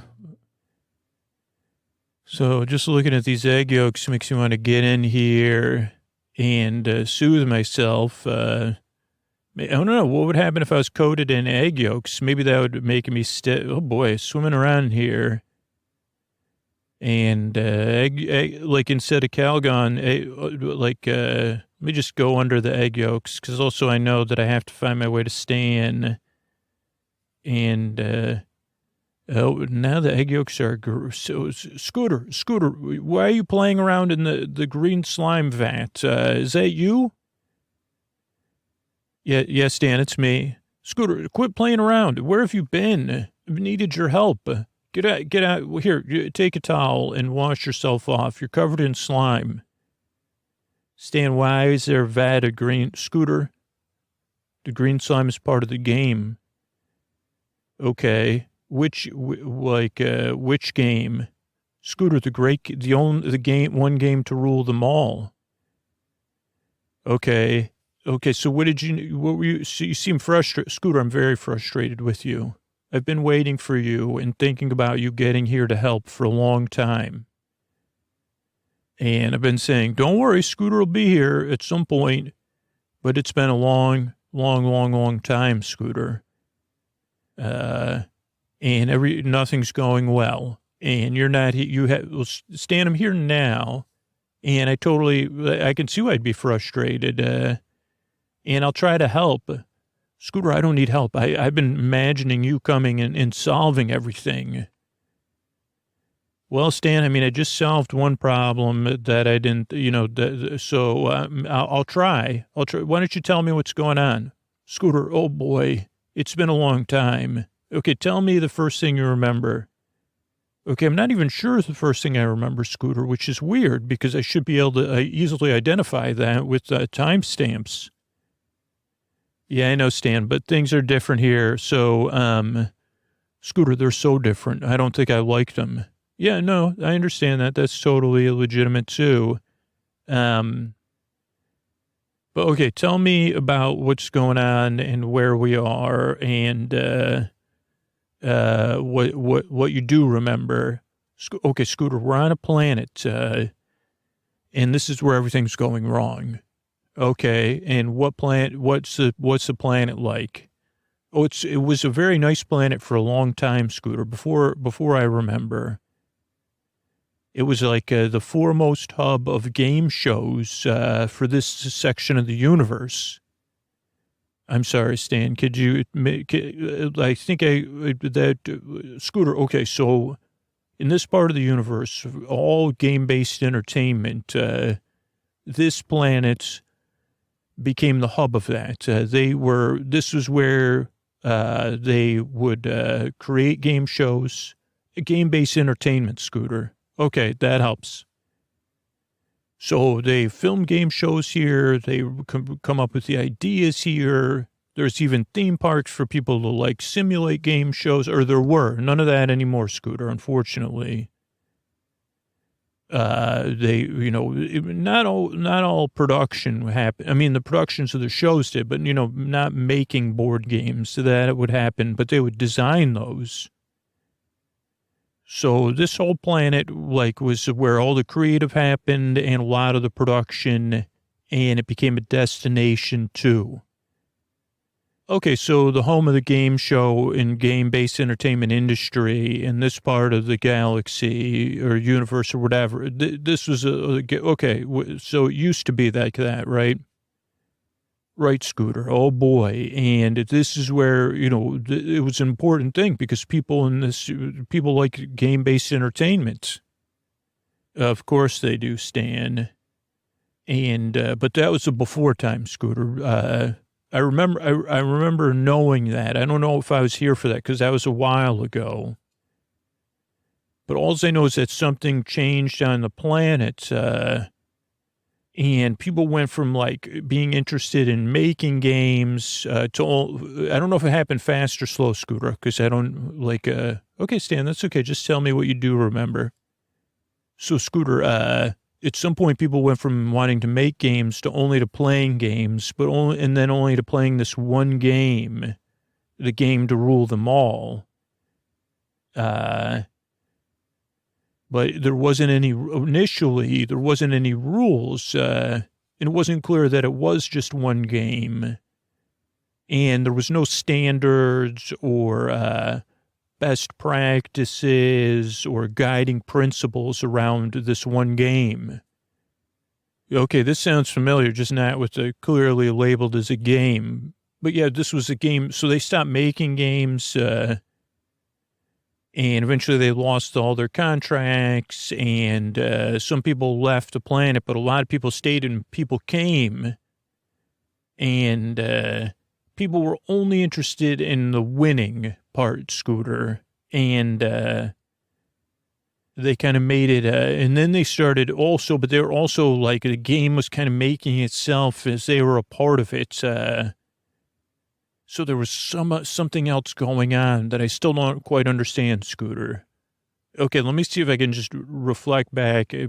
Scooter, are you really, Scooter? You're reflective listening? Well, Stan, I know I let you down, and also had my fingers in Nuns' armpits today. So my value system for a brief time is restructured slightly. Scooter, why would, instead of helping me, you were sticking your finger in Nuns' armpits? So let me see if I understand. This was once a game show planet, a game show production planet, fun, but business, fun playing games and multiple games. Something changed, and it went from making games and creating games and playing games to just winning at a game. At first, the game was less defined, but the game has slowly been defining itself as more and more people play it. Kind of, Scooter. That's still before I was aware of this. So that's when I got here, and I became aware of the fact that there were no rules. And it was more of like the game had become a god or a base god, like instinctual needs, and people were just, I didn't like it, Scooter. As soon as I became aware of it, I said, you know what? I don't like this. Scooter wouldn't like it. It was a bit like a WAR, Scooter. And it was a big mess. A lot of all the stuff that they had built throughout their history had been dismantled or used. And I said, now, Scooter, I don't know how I do some of this stuff, but I got very, I had a furrow in my brow, my digital brow, and I feel like Scooter's at the top of my, Stan, you do have a furrow up there. Scooter, I used some nanobots to create a furrow, but, and I took over the planet, Scooter. I said, stop this. Now, I couldn't stop it totally because people's lives were so integrated in playing this game. I had to be firm and gentle at the same time. You understand, Scooter? Okay, so you stopped the playing of the game. Well, Scooter, I used my super processing powers to analyze what was happening. So it's not like I just did it, Scooter. I mean, I just did it because I have so much processing power. But I don't know how I physically did it, Scooter, or got a hold of everybody or all that. It just kind of happened. But I said, okay, because also the game that they were building was kind of further along. It's like It's a combination of game shows and obstacle courses and all this thing, Scooter. But people were still using it. I don't know. So I said, stop. And then I said, okay, everybody. So then I tried to fix things, and I made some mistakes before you got here, which is another reason why I'm frustrated, because it hasn't been going great.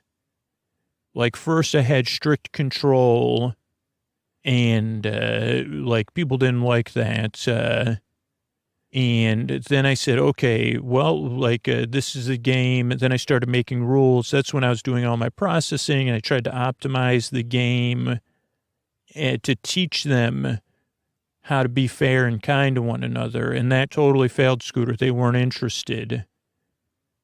So, then they were, some people were not happy with, they were taking it out on me as the gamekeeper.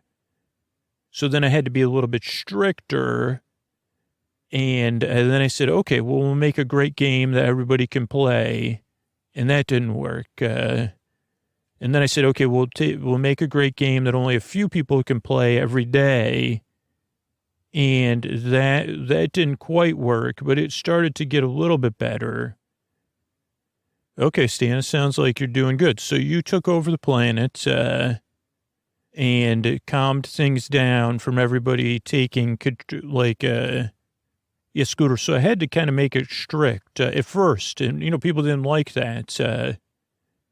So that, and I could tell, people's motivations were down. They weren't so nice. I didn't like any of that. And I kept trying to teach them, but they didn't respond to me teaching them or telling them how to behave. Okay, Stan. So then I'm guessing you came to another. So, yeah, Scooter, I kept thinking about the game shows with the showcase. What was it? The showcase, like where they would show two cool things you could win at the end, right? And how you would tell me that you never had a boat, or you don't have but a boat or 2 jet skis and a car. And you were always like, well, what if I don't have a place to put the jet skis, or my parents won't let me ride jet skis, or the refrigerator, or a pop-up camper, the things on the showcase. Is that what it's called, Scooter? The Showcase Showdown? I think that's what it was, Stan. And how that was kind of like aspirational, Scooter, like that you wanted to be a person with a pop-up camper and jet skis and a boat, or whatever it was they were giving away, a new car, all those things, right? Yeah, and sometimes one of the showcase showdowns would be cool and the other one, but you could still win both, I think, if you were within $100 or something. Right, Scooter. But I was more thinking of it from the belief system standpoint. So I started to create the games, and the prizes would be in kind of from other books, and stuff. I said, okay, if you win this game, you'll get this whole new way of life. But only 2 people can enter the game every day. Everybody else, and people would get to submit what they wanted to win. But mostly people just wanted to win. The prizes, as long as they seemed cool and aspirational, suddenly that changed things, Scooter. And now people weren't happy that only 2 people, then it was 3 people, then I went back to 2 people. Like, I tried to figure out the different things, but it was just, I'm by myself, Scooter. And I was like, well, but the thing is, Scooter, things are calmer, but I don't think it's okay. The people, they like, I keep an eye on them. And while they keep saying, oh, okay, like they're still, now it takes a lot of industry to run everything, Scooter, because we got to keep everybody, so people still have to have jobs. And you have to do your job in order to be able to enter the game. So that's the motivation. And then the prizes are so great. But the thing is, Scooter, nobody's having fun. I mean, they kind of are having fun, but not real fun. I can tell because I've spent enough time with you, that I can tell when people are pretending. Okay, Stan. So, so we have an interesting dilemma. So you have things under control. Right now, so hoping you'd come and fix it all. But I'm also very unhappy with you. Okay, well, Okay, so here's what I'm wondering. What happens to people who win the game? So you've been doing it for a while, and we have winners. And what happens to the winners? Well, Scooter, it's the strangest thing. Like they can go off planet. That's normally what I try to get them to do, but everyone wants to stay on the planet. And eventually they come to me and they ask if they can re-enter the game. And again, I said, okay, well, sure, you could re-enter the game, but if you get accepted in the game, you have to give up your original prizes, because there's really no risk for anybody, right? It's a game show. Like you get in, you get to play. But for the winners, he said, well, you can't really it's not fair to the people. Okay, but has anybody done it twice and won twice? No, Scooter. It's just the odds are pretty low. Okay, and there's probably some simmering resentment about, like at some point, maybe there'll be enough simmering resentment that you have to wait around to see if you're even going to get to play the game, huh? Yes, Scooter, probably there is some simmering resentment. You're right. Okay, but there's no, so winning actually doesn't do anything. I mean, just like when I think I'm going to win, I feel good for a little while, and then I might but there's no real world here either. And you've tried to teach people to behave nicely. Have you tried to, Scooter, they're not interested in making games. So we tried to make making games a part of the game. Okay, well, here's the thing I think we need to do then, Stan, is, maybe, I don't know what to do. So they're stuck in a way. We can't force them to change their minds. Maybe, here's the thing. What if we go into the game? What if we play the game against each other? Because everybody watches the game, right? I would assume that there's a game every day. Scooter, there is every day. And then Scooter, first there's the thing where you choose the players for the next. Okay, so we'll have to wait around. No, Scooter, we could have a special game because today's like a game break day. Okay, so we could enter the game. What if we just do a demonstration of the game? I don't know what to do, Stan, to be honest with you. Okay, Scooter, but I think you at least have an idea. We'll be in the game. Everybody will be watching. And what if we, what if we what if we go into the game? So here's the thing. Most of the people on the planet, are, former game creators or entertainers, right? Yeah, Scooter. Okay, and you know all that, right? Somewhere in your databases. Scooter, I do. Okay. And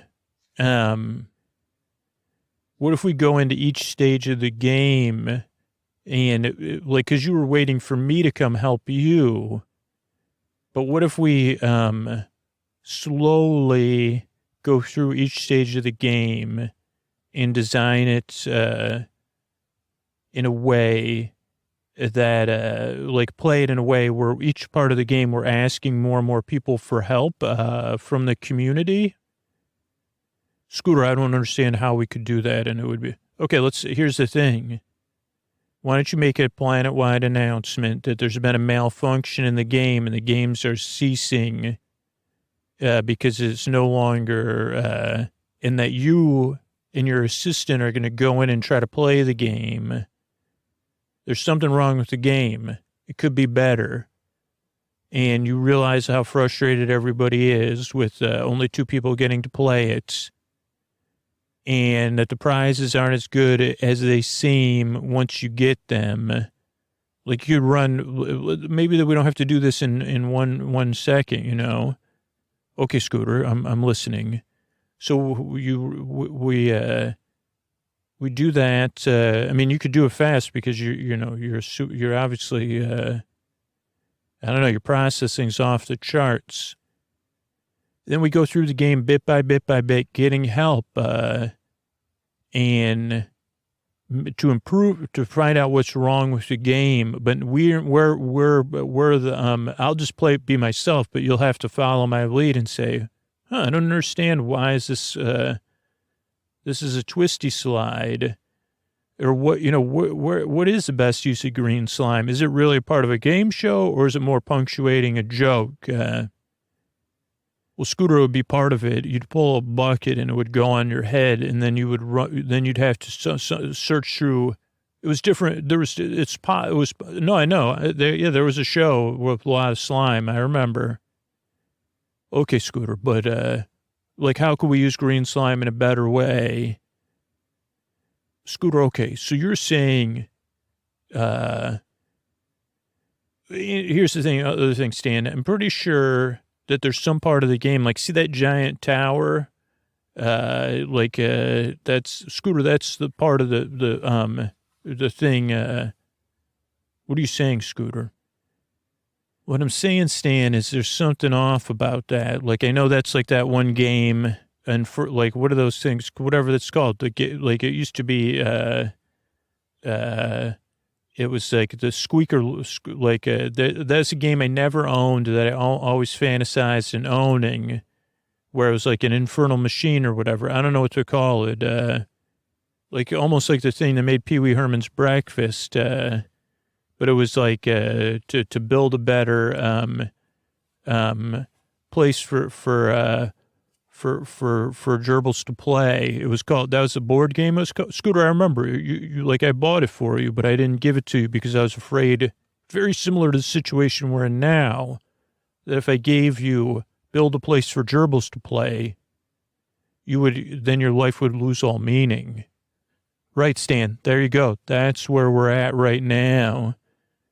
I'm looking at a gigantic version of that game in the middle of this game. And I got to say that maybe that part needs to be removed, like as part of our plan. Scooter, I think I'm kind of understanding. I'm almost getting a sense this has happened before. Like that there's something about that. And now that I'm processing the history, the arrival of that construction, it's not made from anything on this planet, right, Stan? But we can't just send it away without getting everybody's vote, right? Or, yeah, participation. But what does that even do? Can't we, I bet you, there you go. Okay, Stan, we found our solution, part of our solution. Each part of the game could be its own game.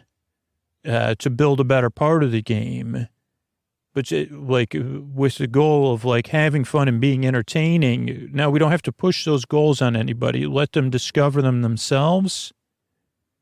And, but like the biggest one we would try to do is like, to replace this. Cause it's like, each part of that, I don't think Scooter, okay, let's do it. Let's, take a pause and let me draw out some plans and communicate with everybody. I'm glad you're here, Scooter. Stan, I'm glad I'm here with you, too. Hey, pen pal, it's me, Stan. Great news.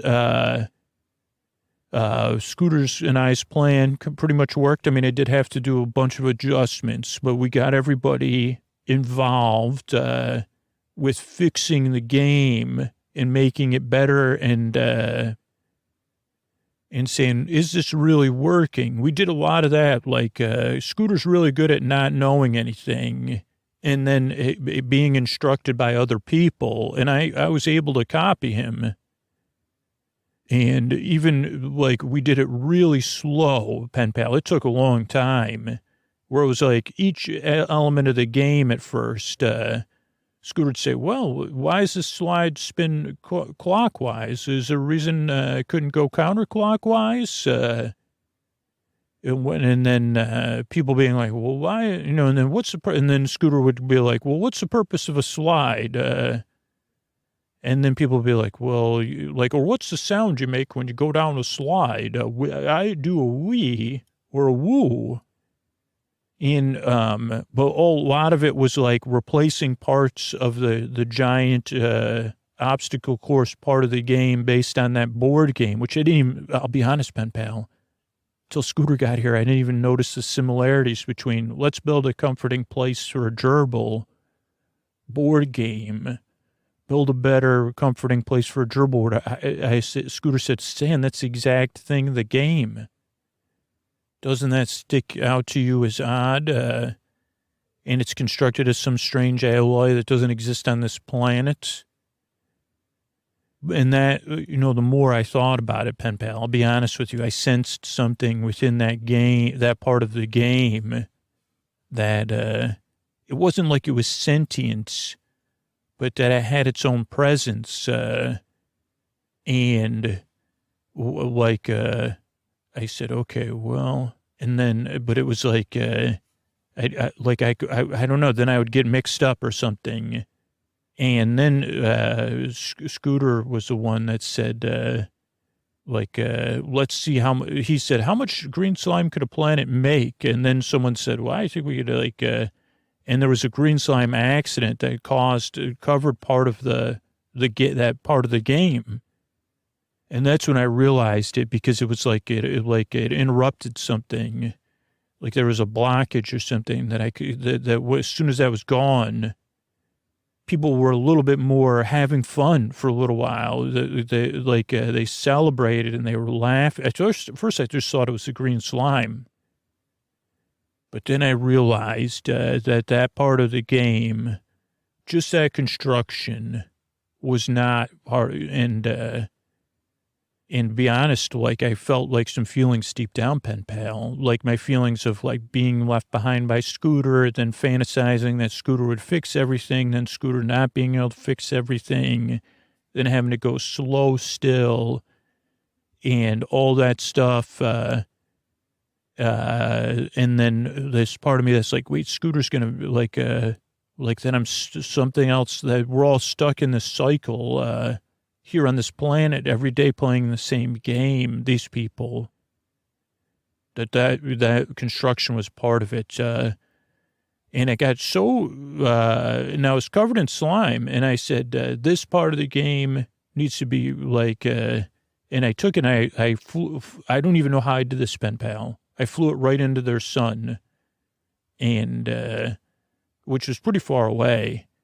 And then I came back, and then we've still been working. Everybody's been having fun. And now it just seems like people were like, they come up with these other ideas. And I don't know, it makes me want to just rest my circuits here. With Scooter's asleep. He said the green slime is good for exfoliation too, pen pal. And so I'm going to rest here with Scooter and dream of games and people having fun playing games. Pen pal, good night. I want to thank everybody that signed up recently for our newsletter to support the Midnight Mission. You can sign up, sleepwithmepodcast.com/Midnight Mission, and join us. Free live streams, fun stuff, being a part of community, positive change, but, Zoom, hanging out with Scoots. So check it out, sleepwithmepodcast.com/Midnight Mission. I want to thank Mac, Jess, and Rachel. Thank you, thanks, and good night. Julia, Jeff, and Laura. Thank you, thanks, and good night. Virginia, Kay, and Robin. Thank you, thanks, and good night. Vlad, and Danny, and Vlad, Janet, and name unknown. Thanks, and good night. Britt, Huska, and Ileana. Thank you, thanks, and good night. Holly, TB, and Gary. Thank you, thanks, and good night. Nalia, Kelly, and August. Thank you, thanks, and good night. Danny, Justine, and Julia. Thanks, and good night. Jay, Lauren, and Bridget. Thanks, and good night. Hillary, Lindsay, and Sandra. Thanks, and good night. Thanks for being a part of Positive Change and the Sleep With Me community. I really appreciate it. Sleep With Me exists as a free show because of people that support the show directly or support our sponsors, and we grow as a podcast by people being a part of or spreading the word about podcasting in general. And I really appreciate all that. And we've been able to grow our archives to almost 500 free episodes from 200 probably at this time last year. I don't know if we started increasing it yet, but because of these Tuck You In sponsors. So thanks and good night, everybody. From PRX. Friends beyond the binary, ladies and gentlemen, boys and girls, it's time for the podcaster who's severely lacking in pop culture references that are relevant. Because I just haven't been listening to any not just pop music. It's summertime for me. When you're hearing this, it may not be summertime, some summertime or like, so yeah, I'm just here. You see, man, this is confusing. I thought this was a sleep podcast. Yeah, this is a podcast that's here to keep you company and put you to sleep. I'm glad you're here. It's a little bit different, but you're the most important thing about the show. So, if you're new, glad you're here. If you're a regular listener, what up, my regular listeners? It's time for Sleep With Me, the podcast that puts you to sleep. And here's a couple of ways we're able to do it for you for free twice a week. Hey, everybody, it's Scoots, and I could really use your help. We're doing our yearly annual survey, and I'd be so grateful if you could take a few minutes and answer the survey. You could go to sleepwithmepodcast.com/survey. That's sleepwithmepodcast.com/survey, SURVEY. Fill out the survey, and there's a box towards the end where you could put in your thoughts about the show. So if there's anything you really wanted to let me know, something you want more of, you're looking for something a little bit different, I don't know. Let me know right in that box.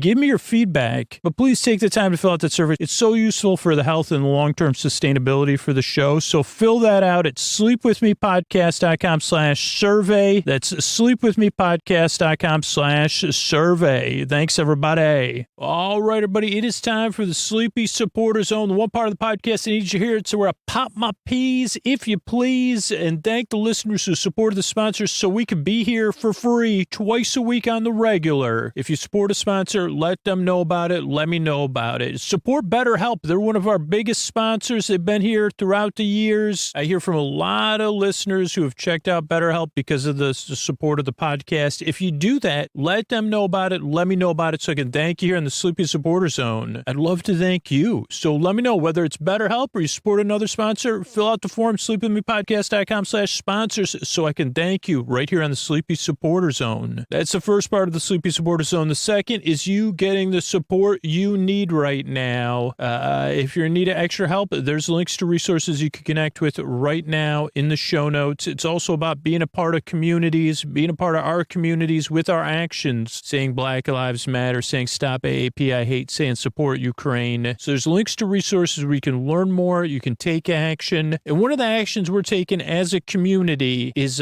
building hygiene kits for people experiencing homelessness. You could support that effort by signing up for our newsletter. You'll find out everything about it for free. Sleepwithmepodcast.com/midnight mission. You can find out more there and be a part of. Join us in working as a community and supporting positive change. Oh, Mystery Bard. A lot of people help out on this show. Who are they? Chris Posty Poster Son sounds like an earful. Wrote the theme song. Edits episodes. Carl W. the Legend. Also edits episodes. Ashley, Kenny, Scotty, Jennifer. Runner. Eric and the team at Astound are on the website. I am the Mystery Bard. I do the lullabies, yeah. I do commissions at JonathanMann.net. I'll write a song for you. Any reason at all. You can tell me the story and I'll make it personal. You see the kindness shine straight on through when the listeners form their own Facebook group. Keith, Stacy, Sarah, Julie, and Jennifer. These are your moderators. Get support dear Scooter on Patreon. Buy the merch and support the sponsors. You can find anything you want at sleepwithmepodcast.com. And we're so proud that we could dance. Rusty Biscuit, Lois, Anna like banana. Leah does the transcripts. Thanks, Mystery Bard. Don't forget to sign up for that newsletter, sleepwithmepodcast.com/midnight mission. And what do you say we slow it down and get on with the show? Hey, are you up all night tossing, turning, mind racing, trouble getting to sleep, trouble staying asleep? Well, welcome. This is Sleep With Me, the podcast that puts you to sleep. We do it as a bedtime story. All you need to do is get in bed, turn out the lights and press play. I'm going to do the rest. What I'm going to attempt to do is create a safe place where you could set aside whatever's keeping you awake. It could be thoughts you're thinking about on your mind. So thoughts